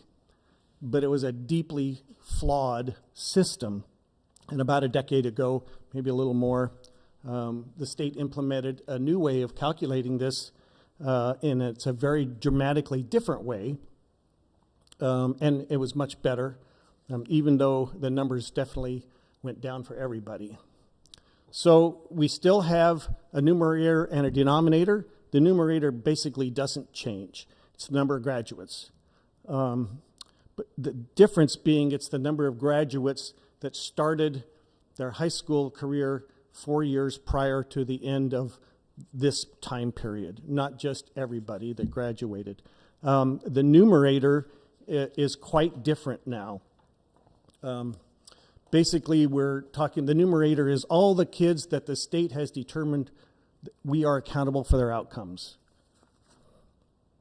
So N is still the number of graduates who earned a standard or modified diploma, a regular or modified diploma, which we're now calling standard, during this cohort window. If you count up the number of kids that graduated last June, it was around 600-ish, but about 100 of those were not in this cohort and are not part of this rate because they're fifth-year seniors or even some sixth-year seniors. We do calculate a 5-year rate, which I'm going to talk about later, but for the purposes of what goes in the newspaper and what gets everybody's attention, it's the 4-year cohort rate that we're talking about. So the denominator here now is what's called the adjusted cohort.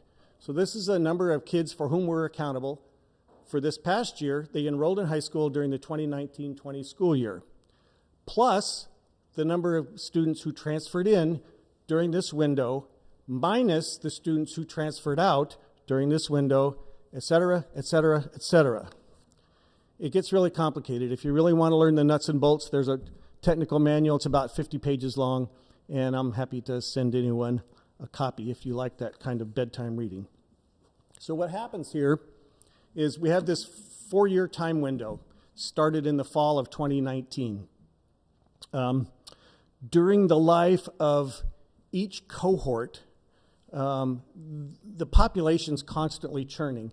In a typical year, actually, this slide was from the last time I did this presentation, so the numbers right now would be a little bit smaller, but typically about 400 kids move in after the start of 9th grade to our district, to our high schools, and about 500 leave. So it's a constant churn. It's sort of like a high-stakes game of musical chairs, right? All this coming and going is going on, and at the end of about 50 months, the music stops, and then we all have to get accountable. So we go into this kind of a black box process with the state.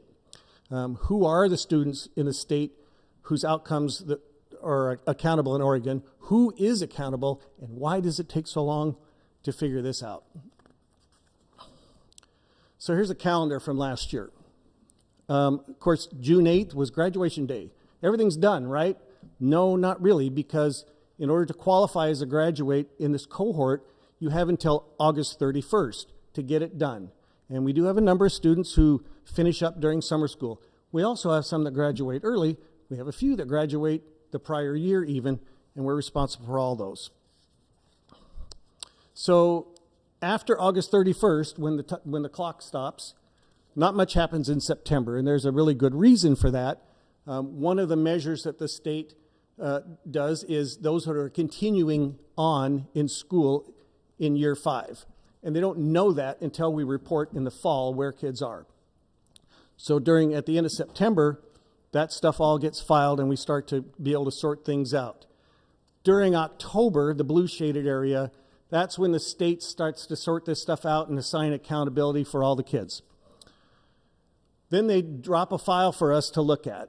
And then we get about 6 weeks to make adjustments. Oh, we missed some graduates from summer school, so we get to do those. Or we learned that this kid moved out of the country, and so we get to account for those. Different outcomes. Occasionally we'll get a situation where a student left us to go to a neighboring school district. We got a records request for them, and they never showed up. So we argue with the state about those and say, hey, they were supposed to go there. It's not our fault they didn't. So the state takes accountability for some of those kids and takes it off the district's hands. So in December, we start to get the published rates and things get finalized. They're not public information yet. It's still embargoed information. So in late January, which was just a couple of weeks ago, and it's the day before it hit the paper, or the day of, the state releases this giant data file. It's called the cohort media file in late January. And it's got every student group for every school, for every district in the state. It's an enormous file. I've been compiling these for about 15 years. I've got a big spreadsheet that has 190,000 records in it. So if you want to know how Aiden School District did 8 years ago, I can tell you. So long story short, the old way was simple, the new way is complicated. That's why it takes so long to sort it out. Now, further complicating this last year's rate was the fact that we had some abnormalities during these kids' high school careers, right? They started out normally in 9th grade. They got through a semester and a half, and then we closed school. We did some emergency work, distance learning. I think it was fairly chaotic. People did the best they could under the circumstances. We prepped really hard to do distance learning, not knowing how long that was going to go on the next fall. At the high school level, we actually switched from semesters to quarters for that year. Kids took half as many classes at once for twice the credit. It was very interesting. In the last quarter of that year, we went into a hybrid model. So some kids were coming to school one day and every other day. Some kids not at all. It was challenging, let's just say. Then 11 and 12 were normal. I say normal. 11 was not quite normal yet. We had a lot of kids. At the high school that year, I think we had, not just this class, but at the high school in general, I think we had 700 kids that were quarantined for some period of time during the fall and winter. And that was about 2,000 lost school days. All that aside, okay, the numbers. This is what we're here for. So the 4-year graduation cohort rate for the district this past year is 72.8%. That's down 3.7% from the prior year. This is not unexpected. I think we've talked about this. We knew this was going to happen. For the high school, which I will remind you is 97% of our district because it rolls Fur Ridge and Online Academy and the main campus all into one for accountability purposes. That rate went down 4.8%. Here's a 5-year look at sort of the mechanics of how that works. how many kids we started with, how many transferred out. We don't have to tell the state who transferred out to another school in Oregon. They know that, so they immediately take those off our books. So we come up with the adjusted cohort. We count up the regular and modified diplomas. We come up with a rate. There are some other outcomes that are accounted for here. Two really important numbers on here that I like to focus on are the continuing counts, percentages, and also the non-completer, not continuing counts. You would basically call those dropouts. We don't know where they are. We don't know what they're doing. And that non-completer rate has been trending down, which is a good thing for quite some time. This is just a general look at 15 years of trends on the grad rate and the non-completer rate. And as you can see, we're kind of marching in the wrong direction at the moment. So when people want to compare things, I like to say that the first rule of comparing things is they have to be comparable. I get a little twitchy when I see articles comparing graduation rates state to state. States all do it differently. We don't have a federal mandate on how this stuff works. School districts, high schools have different graduation requirements. So you really have to be cautious about comparing anything. However, with our immediate neighbors, our demographics are similar enough that I think it's fair to make district level comparisons. I wouldn't do it with an individual high school, but I would say it's okay to do it with a district.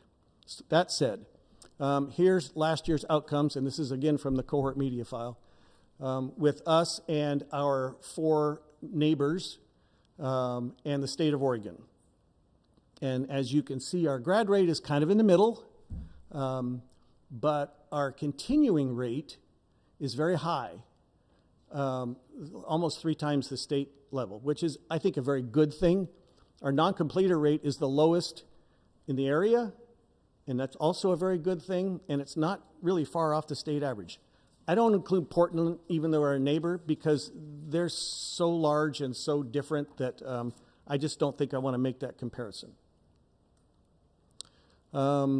So the things I want to point out, I just did, obviously. So you have this chart, I think, as a full page thing in your packet, so I won't go over a lot of detail here.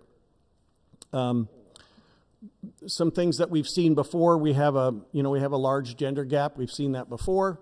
The 2 columns on the right here are data that ODE does not provide to us. They don't calculate the rates of each of these student groups in the continuing and non-completer rates, but I thought it was useful, so I went ahead and calculated that. So one thing we want to constantly think about is not always who made it, but who didn't make it. So the next couple of slides I've compiled from some various data sources that we have at our disposal. Every year, we have around 100 kids that fall into that non-completer, not continuing category. They're complicated stories. I don't know any of them. I'm sure if you asked around the high school, they could fill you in on a lot of those stories. So I'm just going to give you some basic numbers.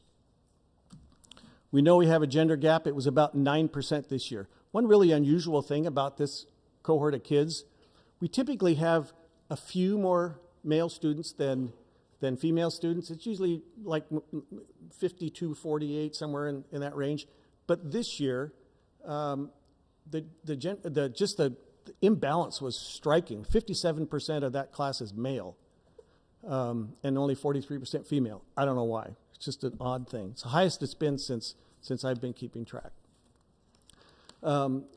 Males, therefore, were a higher percent of graduates, although they graduated at a lower percentage than females. But the non-completers, 60% of those were males. I don't have numbers gender-wise for non-binary. The number is very, very small, and I hesitate to put it on the board because when you have really small numbers, it doesn't really mean very much. Race and ethnicity, the same information. Each group as a percent of the graduates and as a percent of the non-completers.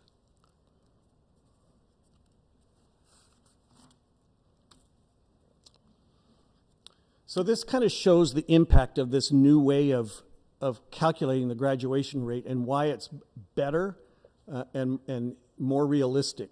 You might think that kids make it into their senior year and then give up, and that's a number of them certainly do, but not all of them. These are the numbers of kids in that group of non-completers and the year in which they left us, okay, and we don't know what happened to them. So more than half left before their senior year even started. Another interesting little bit, how long have they been with us when they dropped out of those 100 kids? And we do get some what we sort of call drive-bys, kids that enroll for a month and we never see them again. And we don't know where they went, we don't probably know where they came from. But as you can see, large numbers of them had been with us, the biggest number, more than 10 years. So they're homegrown kids.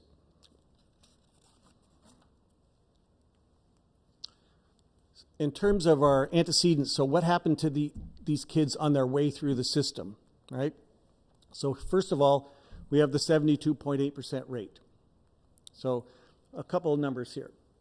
If they were enrolled with us since the 6th grade, no matter what outcome they had in any year between 6 and 12, no matter what, 86% of those kids graduated. So just being in one place made a difference.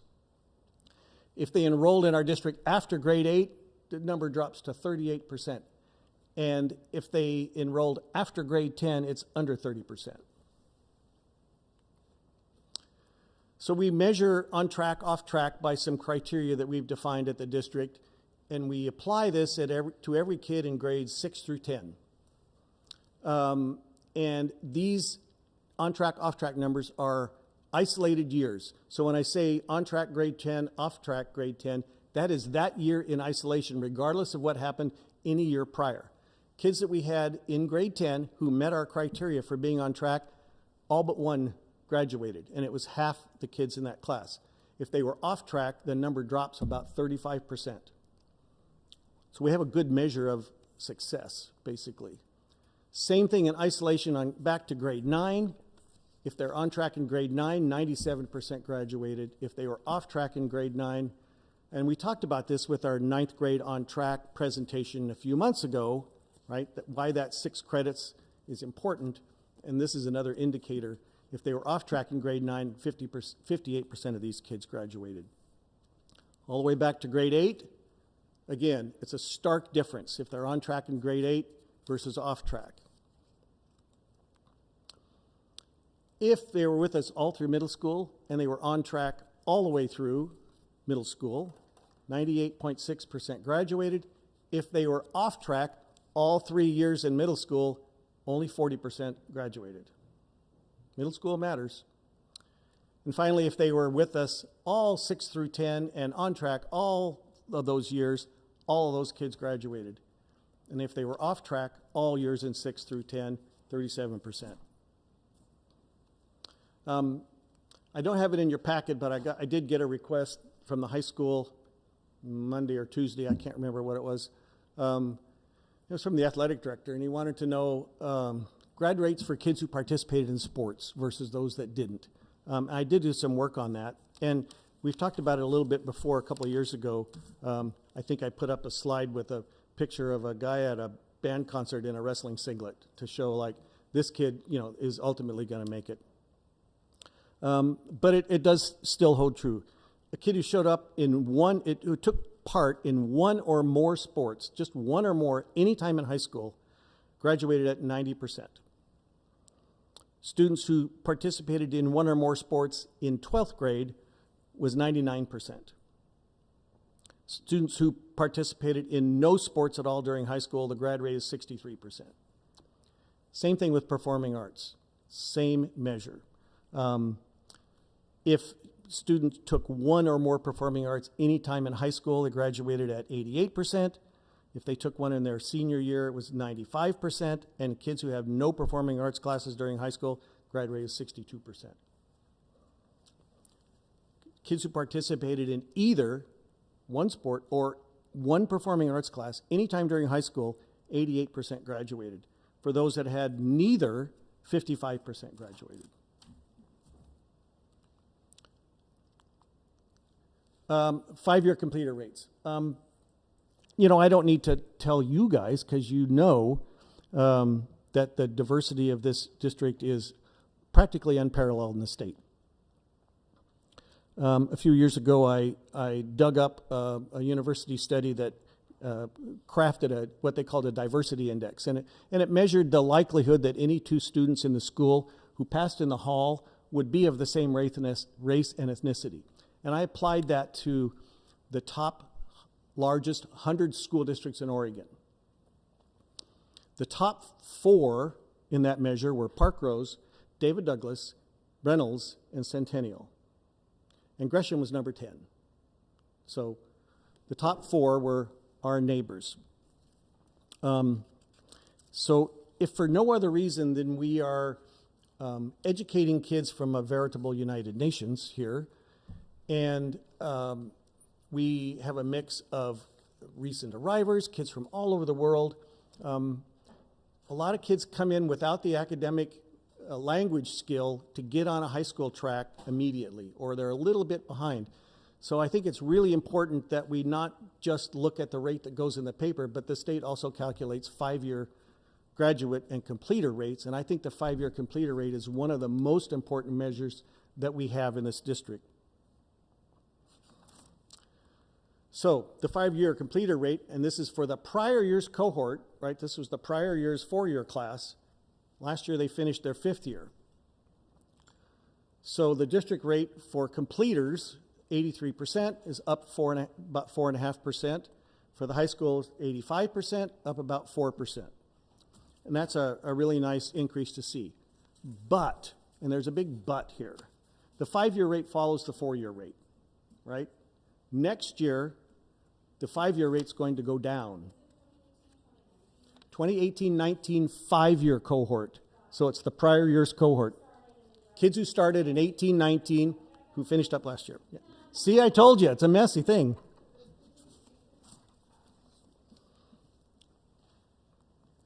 This will be a little hard to see, but I think it's worth talking about a little bit.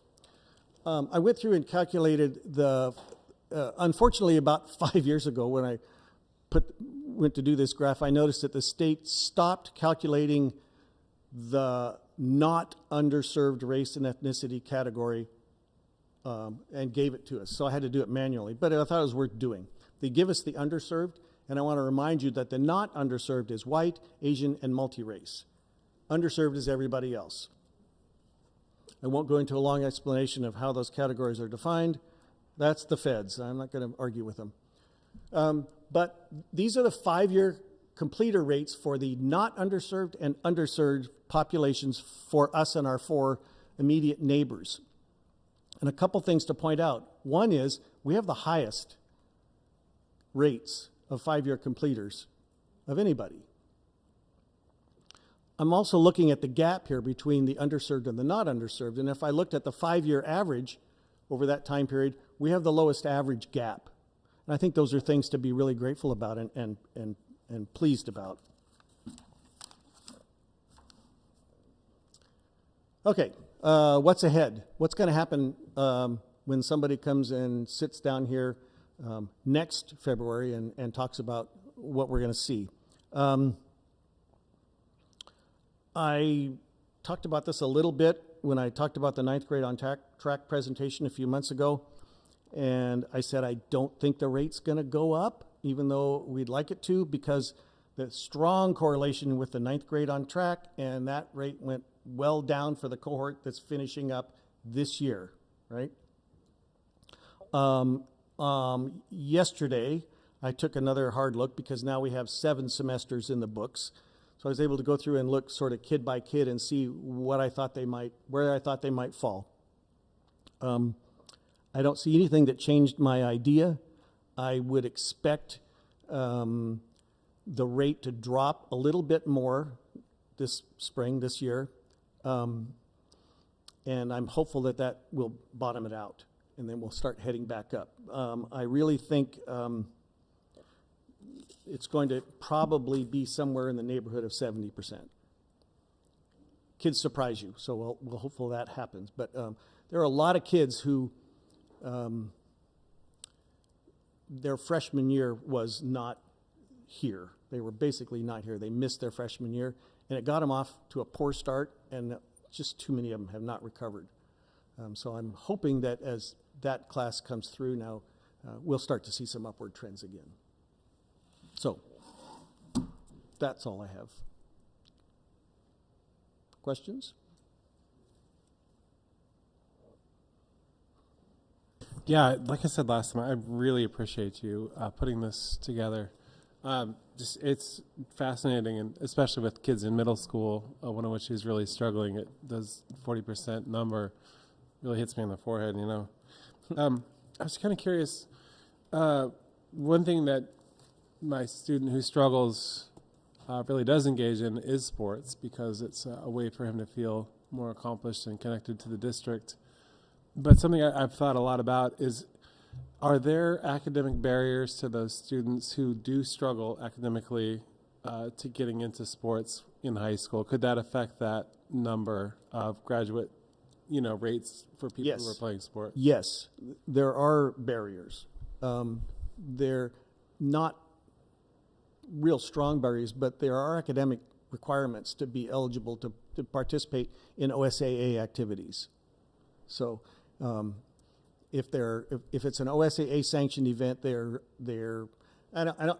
couldn't tell you off the top of my head exactly what they are, but you have to be passing X number of classes in order to participate at in a state competition, state sanctioned competition. And that applies to actually the music competitions as well. Yeah, and I'm assuming the performing arts as well? Yes, if it's an OSAA sanctioned event.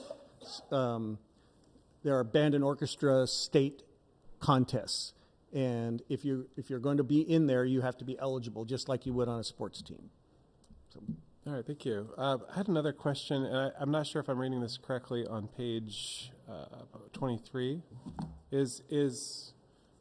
Are white students overrepresented in the dropout rates, or is that just because we have there's the highest percentage of the overall student count?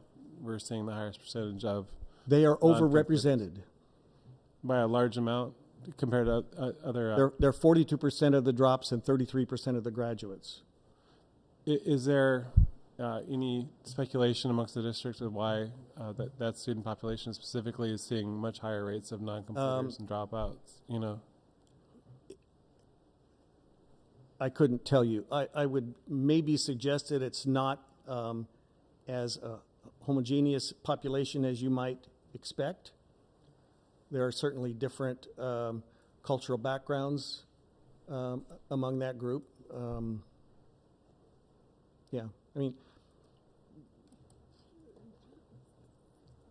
There are lots of white English language learners as well as students of color who are English language learners, for example. That was going to be one of my follow-up questions, is how disaggregated the data is around different racial groups, who are and aren't English language learners, In some cases, the state doesn't publish, they don't get down to that level of granularity. However, we have a detail report which has every kid in it and everything about the kid, and we can aggregate from the kids up rather than the top down, trying to disaggregate. So if you had a question about, kids, Hispanic females, the state doesn't publish that number, but we can do it because we know who all the kids are and their attributes and their outcomes. So we can dig it out. If you have a question, we can probably dig it out. All right. Yeah, thank you very much. I really appreciate this work. I have some questions. Yeah. Thank you. I have a few questions. They're probably not in order. The first thing I wanted to really thank you, I don't know that you have shown us this before, and I know it's a question we've come up with a lot of times, is like, are they our kids? How long have they been our kids? I don't know if I've seen that slide before, but that was really helpful to see they mostly are kids that have been in district for quite a while, that are the non-completer slide you have. Yep. And so that was really, I think, really important for us to see kind of on that level there. And also, I think I ask this question of myself all the time, and I know I've asked you this before, and I think I've asked Derek lots of times too, like, how do we get at this number?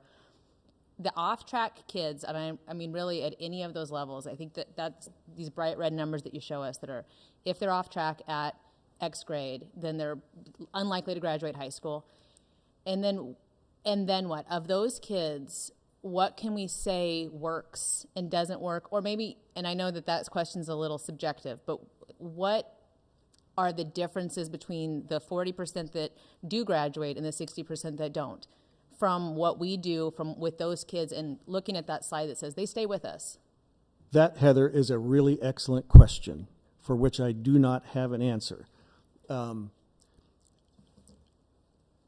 I would like to say we have the resources to dig into each of those kids to figure out, to see if we could have pinpointed something that was unique about their situation, or the ones that were off track, which factor of off track is more impactful, because there's sort of like three components to the middle school measures. And of the kids that were off track but still made it, what drove them and what got them there? And those are big, important stories, but I don't have those answers. That's the needle in a haystack. We're good at identifying kids who are going to make it. We're not really good at figuring out who the 40% of the off-track kids that are not going to make it are. Mm-hmm. And then just so for clarifying, this slide that you have that's so rich with all the detail on the off-track and on-track, those percentages are 4-year or 5-year completion rates? 4-year. Those are the 4-year completion. Yeah, that's all 4-year stuff. Okay. I should have mentioned that. I don't think I put that on the slide. That was in the 4-year stuff. It'd be interesting to see, though, like, what would be the, percentage of those off track in those years that actually did it in 5? Like, it just took them longer, and Right. which ones didn't. Mm-hmm. It would be really interesting. And as you can see, that's why I really wanted to emphasize the continuing rate in the 4-year class, because we have really high numbers. And that's a very good thing, that we have that many kids willing to come back. And there are districts that have almost none of those, right? But we have like 10%. Now, some of those got partway through this year and then didn't make it. On the other hand, we have a few of those that were counted as non-completers because they didn't enroll by the end of September and enrolled in October to come back. There are some of those too, so it's a moving number. But so that suggests that we do, that to me is a variable that we do have good data on, because if we're that much different than our neighboring districts and we can have 10% continuing versus some of them have 1 or 2, that could be, the implication there could be that, Fur Ridge does a good job at grabbing kids and bringing them back in for 5th year, or we have, the continuing education program, or we have other things that we're doing that's driving that number, because I don't think that's by chance. I don't think it's by chance either, but I couldn't tell you why it is, but there's obviously something that's part of the culture here that makes that happen. Yeah. And because I was thinking about that too with the high school grad mentors last month, we're talking about you, and you showed up the data, and I was thinking a lot about, and have been thinking about, is this off-track 6, 7, 8 number. If we were tracking kids right into a program that was targeted towards only kids who were off track, and looking at being able to follow those outcomes and seeing the impact there, or lots of other things, summer school enrollment with the high school program with the credit catch-up. I will tell you that there's a program called 9th Grade Counts that is supposed to target kids that are at risk coming out of 8th grade. So that would be an obvious population of our off-track kids to recruit from. Mm-hmm. And they've tried, and the success rate on getting those kids into that program is very low. Yeah, I believe that. Yeah. One more question I had that's different. With race ethnicity, in reporting, and I know this is one of these weird questions, but With race ethnicity, they're combined here, so you have students that are Hispanic and they're nothing else. They're not also considered white or also considered You're going to make me talk about this, aren't you? This came down from the federal government. I don't know how long ago. 15 years maybe. Well, yeah, but there have been some adjustments even since then. Yeah, So, so- even in the mid, 2012, 13, there were changes. Yeah, but in general, the federal government said that we now have to report both a race and an ethnicity. But they only gave us one ethnicity choice. Well, two. You're Hispanic or you're not Hispanic, okay? And then Hispanic is not part of the race categories. The race categories are the other ones that you see. So we have to pick two of those, one from each. You're either Hispanic or not Hispanic, and one or more races. You can pick as many of those as you like. But when we report up to accountability systems, ethnicity trumps race. Okay. So if you checked not Hispanic, then the race flags apply. If you checked Hispanic, none of the race flags apply. Right. And that's a really unfortunate way of doing this, but it's the accountability system. So. Okay, yeah, that was my question, because I work with this mess all the time myself, and there's always, everybody has a different rule on what they do with ethnicity and race, and it's not consistent. But this is consistent federally? That's the federal requirement. Okay. Yep. Oregon has typically adopted whatever the federal government has said. Yeah. Some states don't, but Oregon has. And to further complicate it, I know the federal government is looking into changing that, because I give testimony as a Hispanic who puts other instead of anything else. Yeah.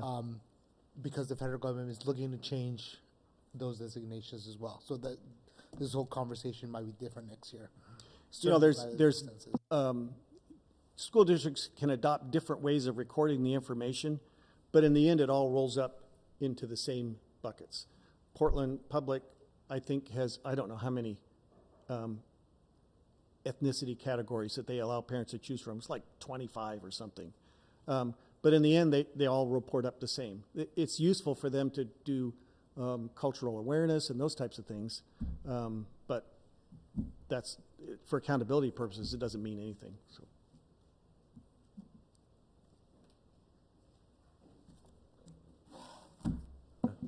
I just wanted to take a minute just to say thanks to John, because he alluded to it when he started taking questions.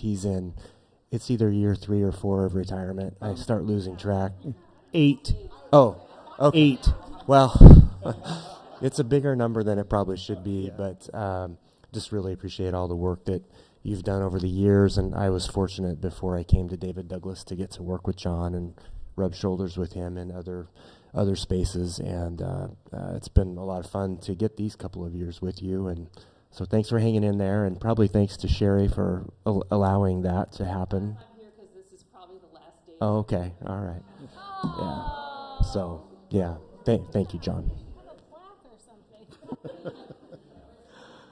Well, and I would like to also thank Derek for coming in here and taking charge and really keeping us on the straight and narrow, and allowing me to do some work that I've really enjoyed doing, which is much different than the sort of day-to-day activities that I was doing prior to retirement.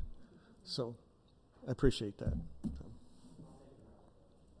Yeah. All right, thanks. Thank you. I feel like it would be so beneficial if we had students that got to sit with you and think about all the things that you present and the way that you present it. I think that it would be of interest.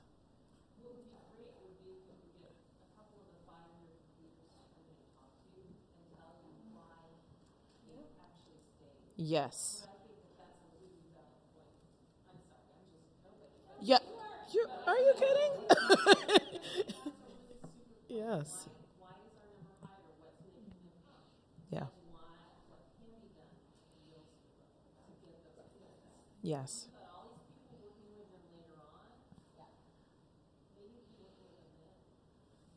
Right, and I have a 5-year completer. My daughter is a 5-year completer, and I'm thinking about the process of you know, some districts, I don't think once you're gone, it's so easy to come back, right? And so once you have unenrolled and you've gone somewhere else and you came back in, and I think that our Fur-Ridge program, probably online, is probably similar. The ability to keep catching kids is great, and I think it probably tells part of that story. Is just that my experience with my daughter and able to bring her back and keep re-enrolling her. That continuous catch was really helpful, and I think is different than other places. But but I don't know about the early stuff. Like, I'm thinking. Oh.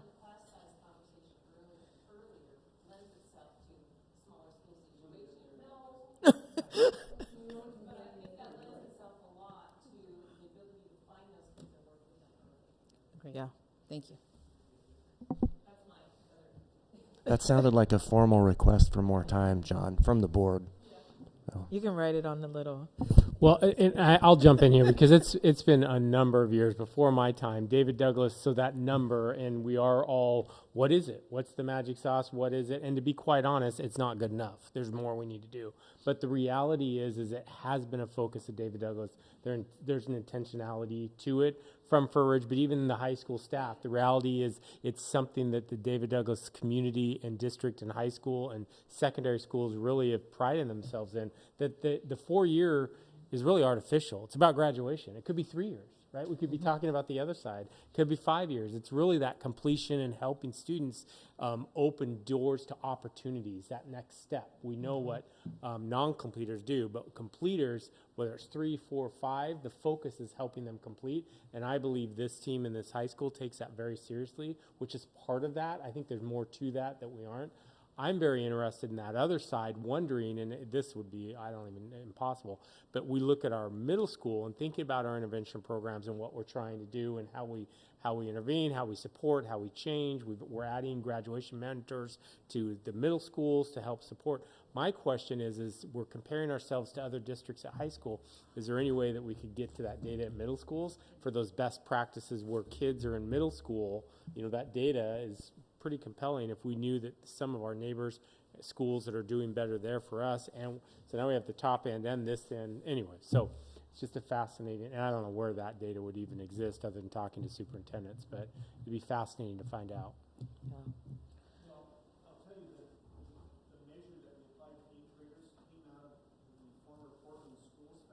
Yeah. Yep. Yep. Yeah. Right.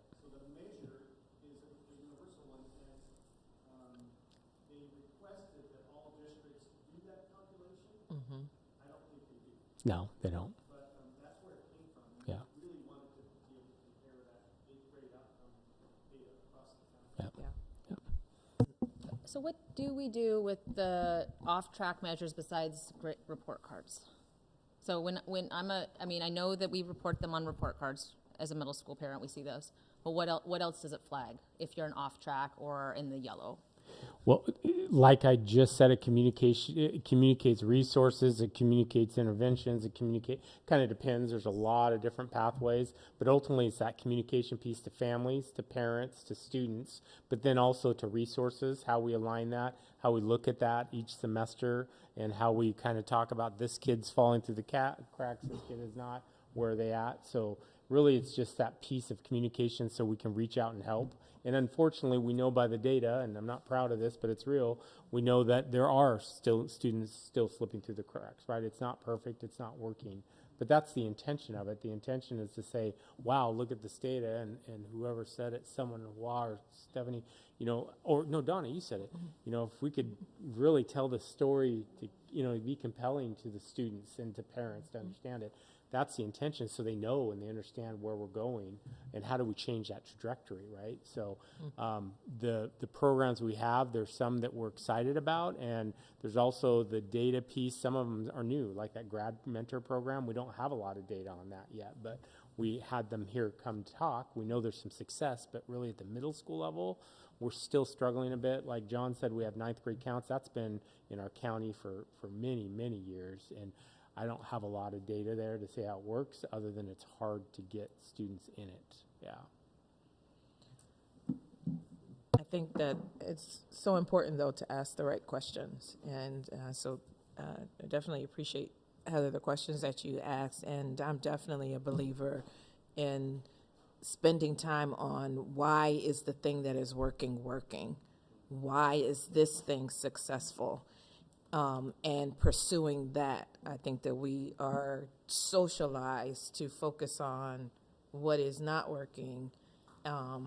And rather than asking the question, well, our assumption is just that our unspoken assumption, it seems, is just, oh, well, they're just what? Special, better, smarter, whatever, as opposed to maybe there's something that can be replicated that some people, kids, families, communities are tapping into. So I think we have to keep asking those questions. One thing I do want to raise around what you said around mentorships, because I think you're onto something, Ken. I mean, I don't believe everything I read in the paper. I really don't.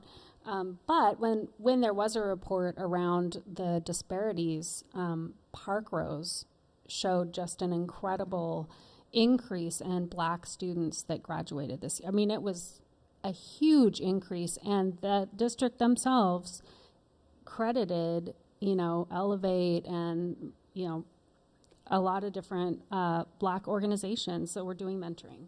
And those students got that mentoring starting in middle school, and now it's showing up in the data. So I think that is something, like catching them in the middles, and having those positive folks that we saw here tonight, like really engaged kids works, learning their stories on an individual level and finding ways to support.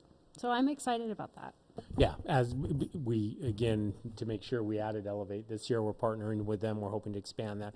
I also don't want to glaze over, because John shared the data, involvement, right? It comes down to those relationships, sports, athletics. He didn't talk about CTE, but there's a lot of data just being involved in CTE around the graduation rate. So how do we continually reach out to kids, students, young adults, and bring them in and wrap our arms around them? I mean, that's the work, I think, so. Yeah. And changing mindsets to not look at those things as rewards, but as crucial, necessary elements towards success in academics. Because we tend to say, oh, well, you don't get to do these other things because you haven't mastered these things, rather than seeing that it is the arts, it is athletics, it is all these things that help them do that. So it's change. That's a change of mindset. That sort of highlights something I'd like to see in a future board meeting agenda that we've talked about, is why it takes a series of disciplinary actions around a student before special help is brought in and offered to that student to help them do better in the school setting, versus identifying a student who's struggling and bringing that special help in before all the disciplinary actions happen. I would like to see that as I was just going to write that on the paper because I keep forgetting to bring it up, but I think that's relevant to the conversation we're having now. I with a student who really struggles in school with significant learning disabilities, I have a pretty good idea of why that 40% is getting missed, at least I think, but I could be wrong. Yeah. What if it was, oh, you've been acting up in school, you're going to have to do either art or athletics or CTE. You got to go do one of these things now. So, all right. Yes, exactly. Oh, thank you. So, we are no longer ahead, but we are close to still being on track. Our consent agenda items, and this is an action item, consent agenda. We're in need of a motion. I move approval of the consent agenda, Madam Chair. Thank you. It has been moved. I'll second. Seconded that we approve our consent agenda items. Are there any questions? If not, then we will vote. Franklin? Franklin, aye. Jose? Governor Georgeson, abstain. Understood. Barber, aye. When I. Barrow, aye. Stevens, aye. It is so ordered. Thank you. All right, and now, sorry. We have a budget committee position that is also a need to, well, more than one, 2 positions to be filled. Mr. Barrow, do you have an appointment you'd like to make? Yes, I'd like to appoint Mike Ewald. I found it to be an extremely difficult decision to decide who to elect to my budget seat. I decided to pick Mike for 3 or 4 reasons. Number one, he has 35 years of experience dedicated to serving the district as a volunteer. He brings a lot of institutional knowledge with him. But I think the bigger reason for me, and it seems counterintuitive, is because I believe that sometimes as a board we get into a bit of an echo chamber where we kind of bounce the same belief systems off of each other. Mike and I have a similar background when it comes to our coming from military families. We both are Air Force veterans. I have 2 brothers that served, grandfathers. But we have pretty drastically different political belief systems. But I believe that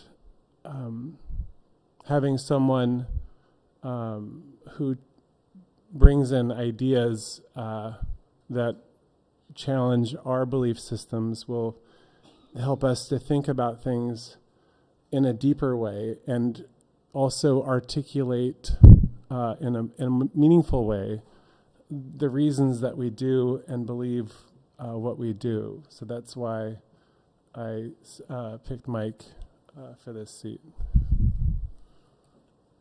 Okay. Thank you. Any response? Okay.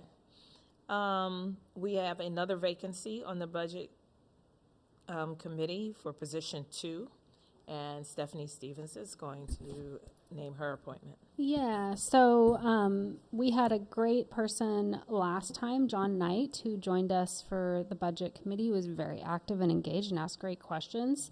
But he's moved out of district. So unfortunately, he won't be back. And since you picked Mike Ewald, I was so excited that we heard a lot today about Kate Sams and her work to get OMSI and Sanger Farms. And, she's been so engaged as a parent. And she also applied for the budget committee. So I'm really excited for position 2 to appoint Kate Sams. Okay. Thank you. Could I? Sure. I don't know. For me, it's always hard with this, with the budget committee applications when they come vacant. It seems like when we announce the vacancies, it's not really clear that it's one board member selecting.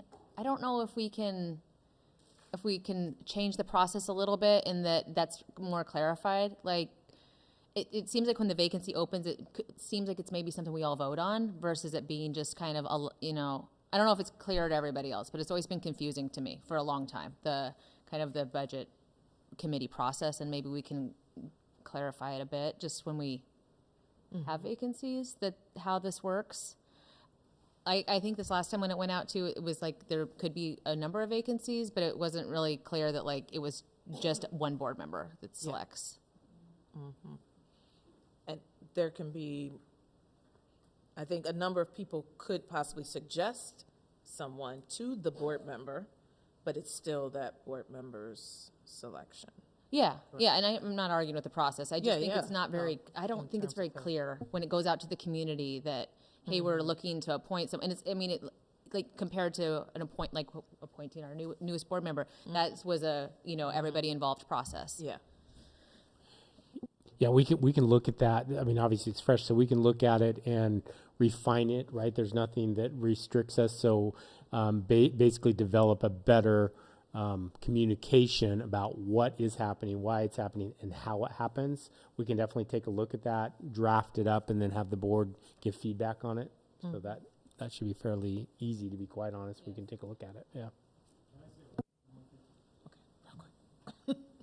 Sorry, I just wanted to acknowledge that I had a third applicant for the position, and just in case you're listening, it might not be. I really appreciate them, reaching out and volunteering for the position. I plan on contacting them personally and thanking them too, but I wanted to say that publicly.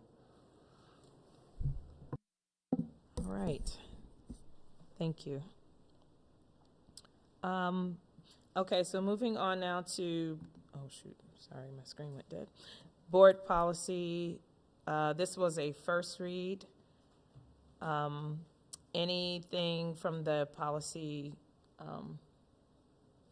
committee people? Yeah, it's very minor change to the policy, just one line that was struck out to align with Oregon state law, but nothing, I think, too drastic. So just a quick fix that I think we're going to be voting on. Okay. Great. Saying to clarify, it's around attendance, so you can't so district cannot issue a citation anymore. So. Oh, okay. Great.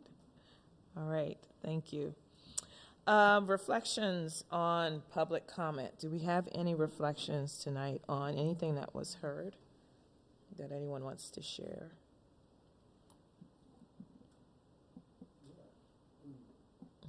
I don't think I've ever heard in full and sung so beautifully that the African American national anthem was just gorgeous, and it really touched me in a deep way. And I really want to I want to thank the gentleman who came and presented for us tonight, because that was really amazing. Definitely. Circle Mama, we love you. Yeah. And there's not a dang thing that you can do about it. Also great to see Alice Ott student speaking today. And just a lot of, I'd like to get the testimony and really think about some of those questions that she was asking us. Yes. It was great to see that. This is probably one of the most powerful. I've only been on the board for 3 years now, but that was very powerful. It just makes me proud to be representing this district and acknowledging Black History Month, but also hearing from the teachers. That relationship is really important for us to hear directly from them. So I'm really appreciating all the public comment from all the educators. So hearing their voices really matter. And then in addition, recognizing Lunar New Year, I think that just seeing that event growing over the years has been really inspiring, and knowing that there's an Asian student union. It was just really great to see this district grow in just so much diversity, and very proud to be a leader in this district for sure. Definitely. As far as elementary, kindergarten class sizes go, that's something I've thought a lot about over the years, and I've gotten a lot of feedback from kinder teachers about what a struggle large class sizes can be. And I would love to learn, maybe I'll put that down on my possible future board agenda, but how did y'all flex those creative muscles to get the class sizes down for kinder at Earl Boyles? And is that something that can be replicated? Well, that's, at those two schools. Yeah, it's, to be quite honest, I don't want to make light of it, because it's hard work, but really it's budget. What we're talking about is allocation of funding around FTE, and we've gone through a process of basically identifying, we call them class size targets, and we've been trying to lower those. We used our student investment account, which is part of it, to keep class sizes low. If you remember, we've allocated quite a few teachers in there. We had ESSER funds that helped us with teachers as well. So all of that, we have had an intentional investment in FTE to keep class sizes down. It's not perfect. There's bubbles, but overall, since I've been here, it's the lowest we've ever been, I believe. And the reality, again, it's not any kind of strategy other than plan, looking at numbers, allocating FTE, and really allocating budget, right? That we are going to make it a priority to keep the classes within this range, and that's what we're trying to do. So, same thing we talked earlier about, we're going to be building a budget. And I do believe class size matters. It's kind of fascinating because you can look at research, and there's research out there that says it really doesn't matter. And so there's, how research is, there's research everywhere, but I believe it matters. So I know we will make it a priority where we can land, where we can't land, when there's tough times around budget. Some of those conversations I was directly involved with, many at this table were directly involved in. When we had 33, 35 in kinder, it was 09, 10 in the recession, and we did a reduction force of 150 FTE. Right, when you cut 150 FTE, that's going to raise class sizes. So that's basically what it comes down to, is investing in FTE so we can keep class sizes down, and we've tried to do that. So, but we can put it down. We can do a more formal report as well, Aaron. I'm just kind of sharing a little bit. Yeah. The challenge will be to see if and when our district grows, when the surrounding population increases, if we are able to maintain those. Yeah, and that was the perfect storm when the recession was, is we were almost, 11,000 students compared to 85. So we were full one. So even if we wanted to add more, we couldn't. But two is we were cutting. So yeah, you're absolutely right. There's a difference. Although when you're growing, you have resources to invest and do things until you get to the point where we're at capacity with our facilities, which brings us back to the Elks property and a future elementary school. And just thought I'd throw it in there, but that's kind of that planning, that's that conversation, that's the future is coming. There's no doubt about it. Yeah. All right. I just wanted to comment. I was really grateful for all the testimony from our teachers and everybody. Our student from Alisat that gave testimony, I also want to go back and again revisit everything she said. I do believe one of the things she brought up and asked us to consider is how suspensions affect attendance and school experience for students, particularly Black students. And I really do want to continue to, hold space for our discipline data and how it's trending, and how we use suspensions and referrals in practice, and really keep that really forefront in terms of our board targets and just that continued lived experience being communicated back from our students, and what that looks like and how that impacts things like attendance and graduation rates, how all these things are entwined. So I really want to thank that student too, and I do commit to rewatching the And the second thing I just wanted to make sure, because we have these nice slides from Black History Month, and we didn't have them presented, that we have the Black Excellence Showcase on the 16th at Floyd Light, and I hope we're gonna, I know this is already on websites and shared out, but. Yeah, so we'll see where we are, but the plan, the individual that was going to present the slides unfortunately did not make it, but I asked Sandy to tee it up, and so we can just kind of show them. We aren't going to go, but we will. They worked on those, so I was hoping to show them during the superintendent's report, at least go through the slides a little bit, and we can highlight a couple dates. Okay. All right. Board liaison and committee reports. Are there any board members who want to share? Actually, Heather, I think you brought up a good. I'm sorry. She also said something about when students use inappropriate language, staff engages them with kind of like a punishment style. If you keep using that, you're going to get a citation. But one thing she said is, could we think creatively about how to let students know that we care about their language when we have those conversations? I thought that was really deeply insightful, and it's something I was thinking a lot about after that student share. Sorry, I apologize for jumping in late with that, but thank you. Committee reports. Does anyone want to share? Well, I just want to report out, we talked about Lunar New Year's, but I attended the event. I got to help open up the event, speaking for 5 minutes only. But I know it was really well attended. It was not as crowded as years past, but I know IDA was disappointed that it wasn't as packed as it used to, but I thought it was still well attended. But yeah, just thankful for just the community and just everyone being there. And I got to connect with a lot of community members, and they were just really excited to celebrate and come together. And it's just really exciting. Got to see Aaron and Gabriella and Heather. So it's just, that really means a lot for all of us to come out and be present with community members. One thing, which is, I don't know what was in your packets for the Board Appreciation Month, but it was the coolest Board Appreciation Month packet ever, because the teachers at the liaison schools had their youth, their kids, write like notes and thank yous. And there was even the kindergarten teacher of my kids.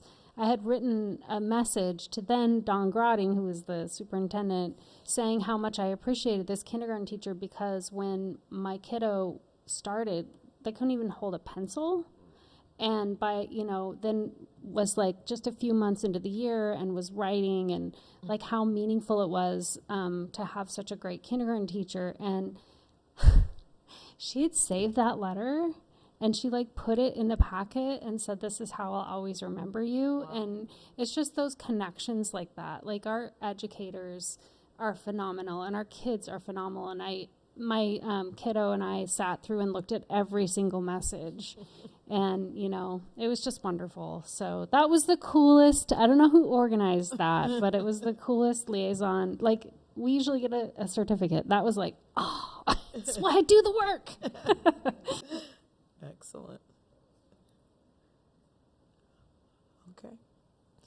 All right. Shout out to Session and Paloma, who made me a beautiful clay figurines that was in my card from Ventura, and I'm really hoping to be able to thank them in person soon. All right. Finance report.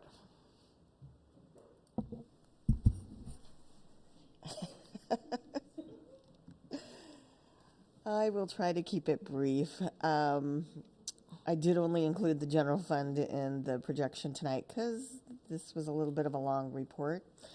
So state economic and revenue forecast was yesterday, and I don't think anybody was surprised that the revenues again are up.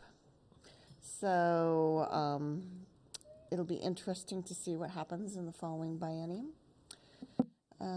Public Employees Retirement System Valuation Report. You got a very long and involved actuarial report from Milliman. This was completed in December, but it was actually as of the prior December. So this is for our advisory employer contribution rates. So what do we need to budget for in the future? So again, these are advisory rates. We'll get our actual rates for the next biennium in the fall. You can see there's about 2.2 to almost 3 percentage point increase in that rate. But I wanted to bring your attention to the chart on the second page. So this goes through our site account. And if you recall, our site account was supposed to help us reduce our rate. It has done that, but not as effectively as we would have liked. And of course, you see those two blue numbers at the top because we hit the market at the wrong time. That's the easiest way to put it. So unfortunately for us, as we get closer to when our bonds are going to, our debt will be, Stephanie, are you okay? It's gambling, yes. Yes, playing the market. And so the intent of this was that you would take all the investments, you would put it in, and the market would be in your favor. And you would be able to buy down your rate significantly all the way until your bonds are repaid, and then maybe even have something left over. We are on the opposite end of that story. So most likely, in probably 2027, 2028, last year or two of the bond payments, we will not only have to make a bond payment, but we will probably also default to the school district rate. There is a base rate for folks who have not sold bonds, not done any type of site account. So most likely there will be another, I would say, 3. That's my best educated guess at this moment in time, percentage point increase, as well as that bond payment.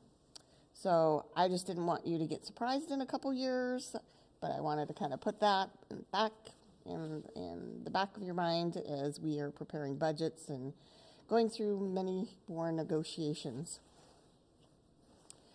So our student enrollment, slight decline there from 8523 in my last report down to 8487.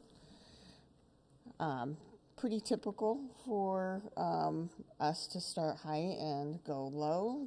This is about the smallest decrease I've seen in a little while. So yeah, knock on wood as much as you can.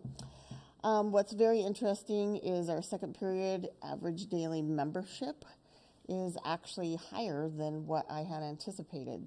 So assuming that everybody around us has either lost students or not changed their projection ADM numbers, we may actually get a little bit more funding through the state school fund. So we'll know that more here in a couple weeks because they are required to give us a projection for next year, at least by, I believe it's March 1st or the first Monday in March.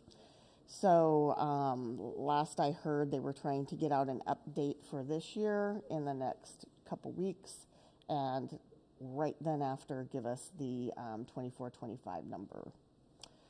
Our SAPI, Small Area Income Poverty Estimator, that again came out in December. Again, it's for the prior December. I'm not seeing a significant change in that due to poverty changes. But Florence is finding students everywhere.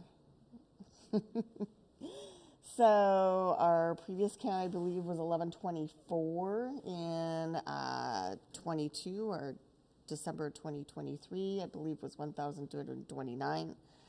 I don't know if that's the final number because there might still be a little bit of cleanup. There's always a few weeks after the collection where they're doing data clean.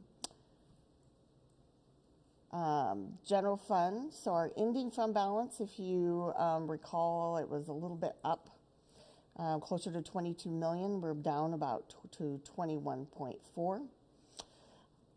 We do have probably around $150,000 to $170,000 worth of damages from pipes that burst, spoilage, due to lost electricity services. We did have some spoilage just for the fact that we weren't in school for a week. And I did want to let you know that we did have a forklift that just kind of died. So that'll be a unanticipated cost for this year that we need to replace. If you go to the actual financial report page with the numbers, thank you, Sandy. What I do want to bring to your attention is we budgeted, or balanced budget, at $139.7 million in revenues and $139.7 in expenditures. But I want you to look at those total resources and total requirements right now. So we came with a little higher beginning fund balance. We also got some higher state school fund. If you recall, they bumped that up at the end, and we did not modify our budget intentionally. So we have 146.5, 125.2 in anticipated expenditures. So we're at about 21.4 million in anticipated ending fund balance. Had we not received those extra resources and had a higher ending fund balance, we'd be closer to about 14.5 right now. So we're spending down, and I just want to make sure that everybody's aware how quickly that can suddenly creep up on us. So, any questions? Okay, can you clarify that last piece a little bit? I think I almost got it, but it's kind of... Okay. So if you look there at the beginning fund balance, we had projected. But when you say we're spending down, what do you mean? Well, so the beginning fund balance for this year was 23.6 million. right? Yeah. So if we had not received a higher beginning fund balance, had not gotten 3.36 million more or anticipated more in state school fund, that's really 6.8 million more in resources than what we had budgeted.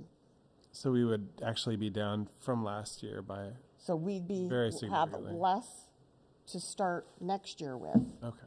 And so we have a higher burn rate. Yes, we're spending. So, and that's, we knew that was going to happen when we built the budget. As we build next year's budget, that's a little alarm that keeps going off in my head. So, Thanks, Pat. Yeah. Yep.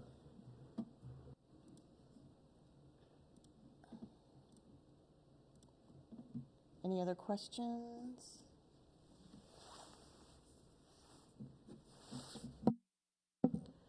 Okay, thank you. Our superintendent's report. Thank you so much. I have just a couple quick items, but the very first one, Heather brought it up, and we did have a slideshow for us. Unfortunately, the individual was unable to attend tonight, so I thought we'd just walk through the slides. So if we can go to the next slide. Sandy, I'm not going to do a lot here, but I'll give us an opportunity. It gives a little background around racism, information for the board. You all have this slide deck as well, but those who are online or those who might come back and watch YouTube, just wanted to honor that they put a lot of work into this. Next slide, Sandy. As we've done with all of the proclamations, really looked at different levels and specifically authors and books. Next slide. Wanted to recognize Black-owned businesses. And there's also, it's not on here, but there's, I believe, what's that? Uh-huh. Uh-huh, yeah. So, great businesses. Next slide. More links, and that's what I was going to say. The last one had some great organized, but that directory, there's a whole lot more. So a whole lot more. Exploring these links are kind of fun. And then even more fun is going to the businesses next and supporting the business. Local boss said, I think this is just a title page for next. And this is specifically what Heather recognized and just wanted to make sure our entire board knew and was invited to, and our community as well, as next Friday, I believe, February 16th, from 5:30 to 7:30, Black Excellence Showcase. And it's going to be a great evening. And I don't know how many more slides, or if there is any more. Was that the last slide, Sandy? Oh, a couple more. It looks like more festivals, less about our district and more around community, Portland.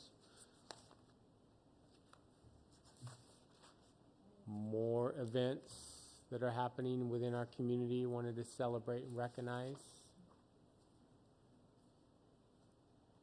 More links specifically around history, Oregon County, resources. And is that the last slide, Sandy? That's the last slide. I know I didn't do it justice. I apologize. The young lady who was going to present could have done a lot better, but I just wanted to recognize their work and really make sure that we celebrated that.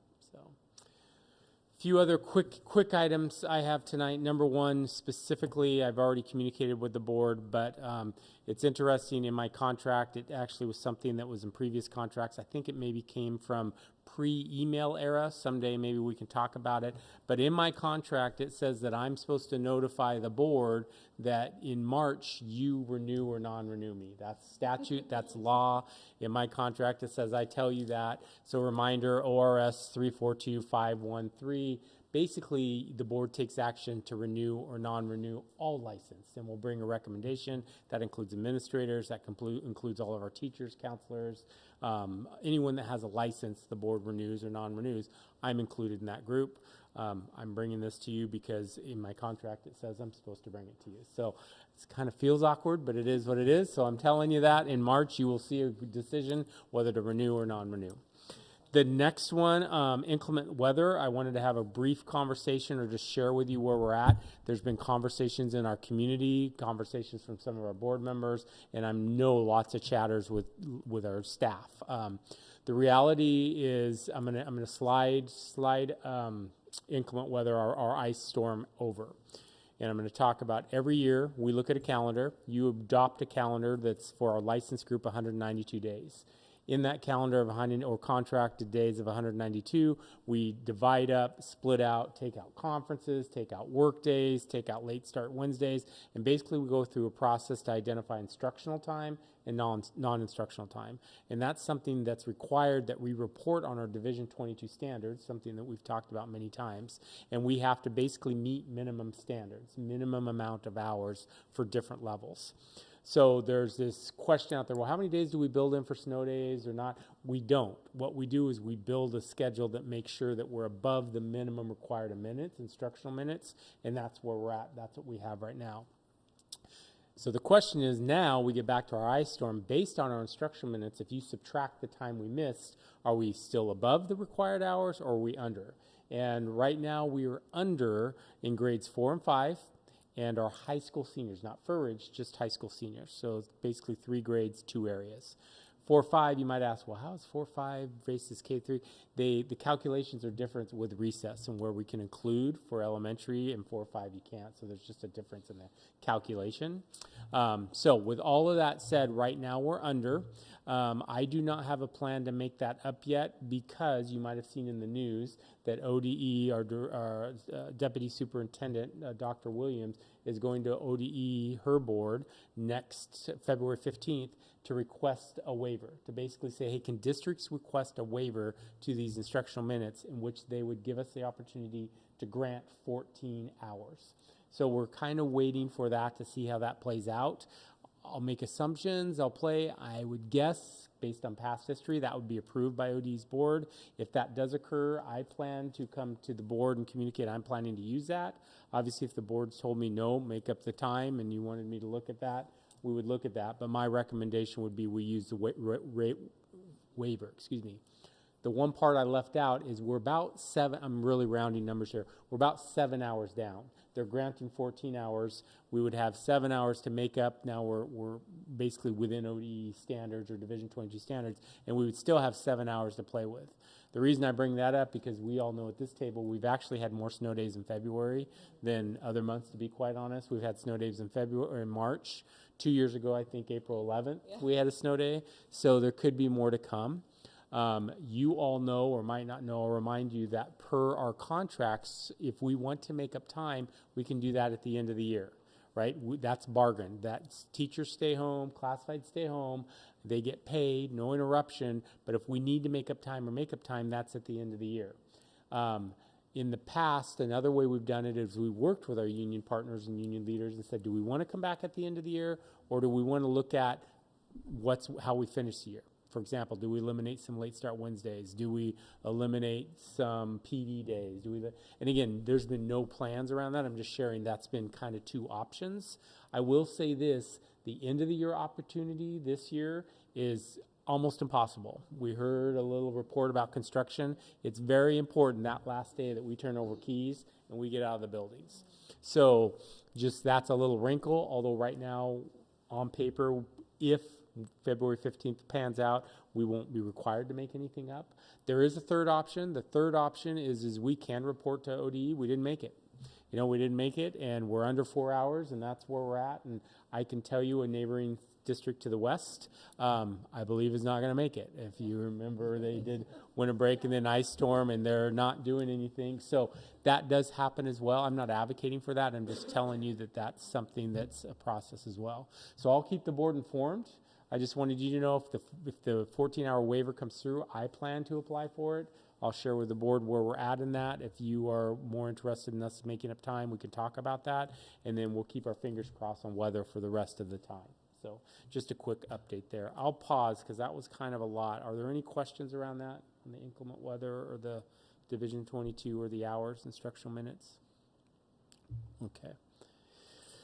So the next thing, real quick here, just a reminder, this is kind of a community announcement, and Florence is out right now, but February 21st, I forgot my glasses, so I apologize. An email went out yesterday, February 7th, or 2 days ago, but February 21st, 2024 is Immunization Exclusion Day. By law, there has to be certain immunizations completed, and MESD and our nurses are going through that process right now. We currently have, I believe, it looks like 536 students that we need to work with and try to continue communicate with to make sure their immunizations are up. It's a requirement. It's not something that we're just kind of doing. We have to follow that. So I wanted to share that, but also make the announcement. The communication's going out. Florence has sent communication out. Our counselors, our teachers, our buildings are talking about Exclusion Day and trying to make sure that we don't have exclusions, but for our community, just kind of a reminder that is out there. So, yes, please. I'm sorry, that means that there are 500 plus students who currently are not meeting what the government requires. Yes, although this is old data, so it's we've had some growth since then. So on this time, yes, we have 536 that do not. I know it's less than that. I don't have the most accurate data, but we're still in the hundreds. I mean, we're still in the hundreds that we're still navigating. I'm talking about Exclusion Day just to communicate with our community. Yeah. Okay. Is that? Oh, sorry, Donna. Is that is that a trend that's way higher, or is that a number that you're used to seeing? It's pretty. 500? It starts there. Yeah, it starts there, and the notifications start pretty early, so it gives parents a chance or caregivers a chance to be able to get somewhere or complete the exclusion paperwork. Our health assistants are reaching out and making phone calls, sending emails, sending information about our health centers and immunization clinics and all of that stuff, and the number is going down daily. So every year you're used to this kind of, okay. Yeah. And the last thing, I don't know that this is the proper forum, so I'm not going to talk about it too much, but I wanted to apologize a little bit and recognize, you might have noticed Florence has been in and out a little bit. You might have noticed that I'm on my phone a little bit. We've, right before the board meeting started, we had a social media threat, and IDA's already sent communication. We've been in contact with Portland Police as we're going through this process, and that's the part I don't know the public forum really to talk about right now. But I just want you to know that we're navigating it, and I wanted to apologize if I was on my phone more than usual, or any one of us. There's many of us texting back and forth and communicating and kind of moving forward. So with that said, any threat we take seriously. The good news is, well, I'll just leave it at that right now. We're navigating, but I think there might be some good news. So let's just put it that way, or some maybe news that isn't so scary about it. But the reality is many of you got an email as parents that you'll see, and we'll continue to navigate it this evening and make sure that it's not credible. And that's all I have for this evening. Any questions? Comments? Okay. And we're going to go back to Pat for our approval of construction contracts. Yes.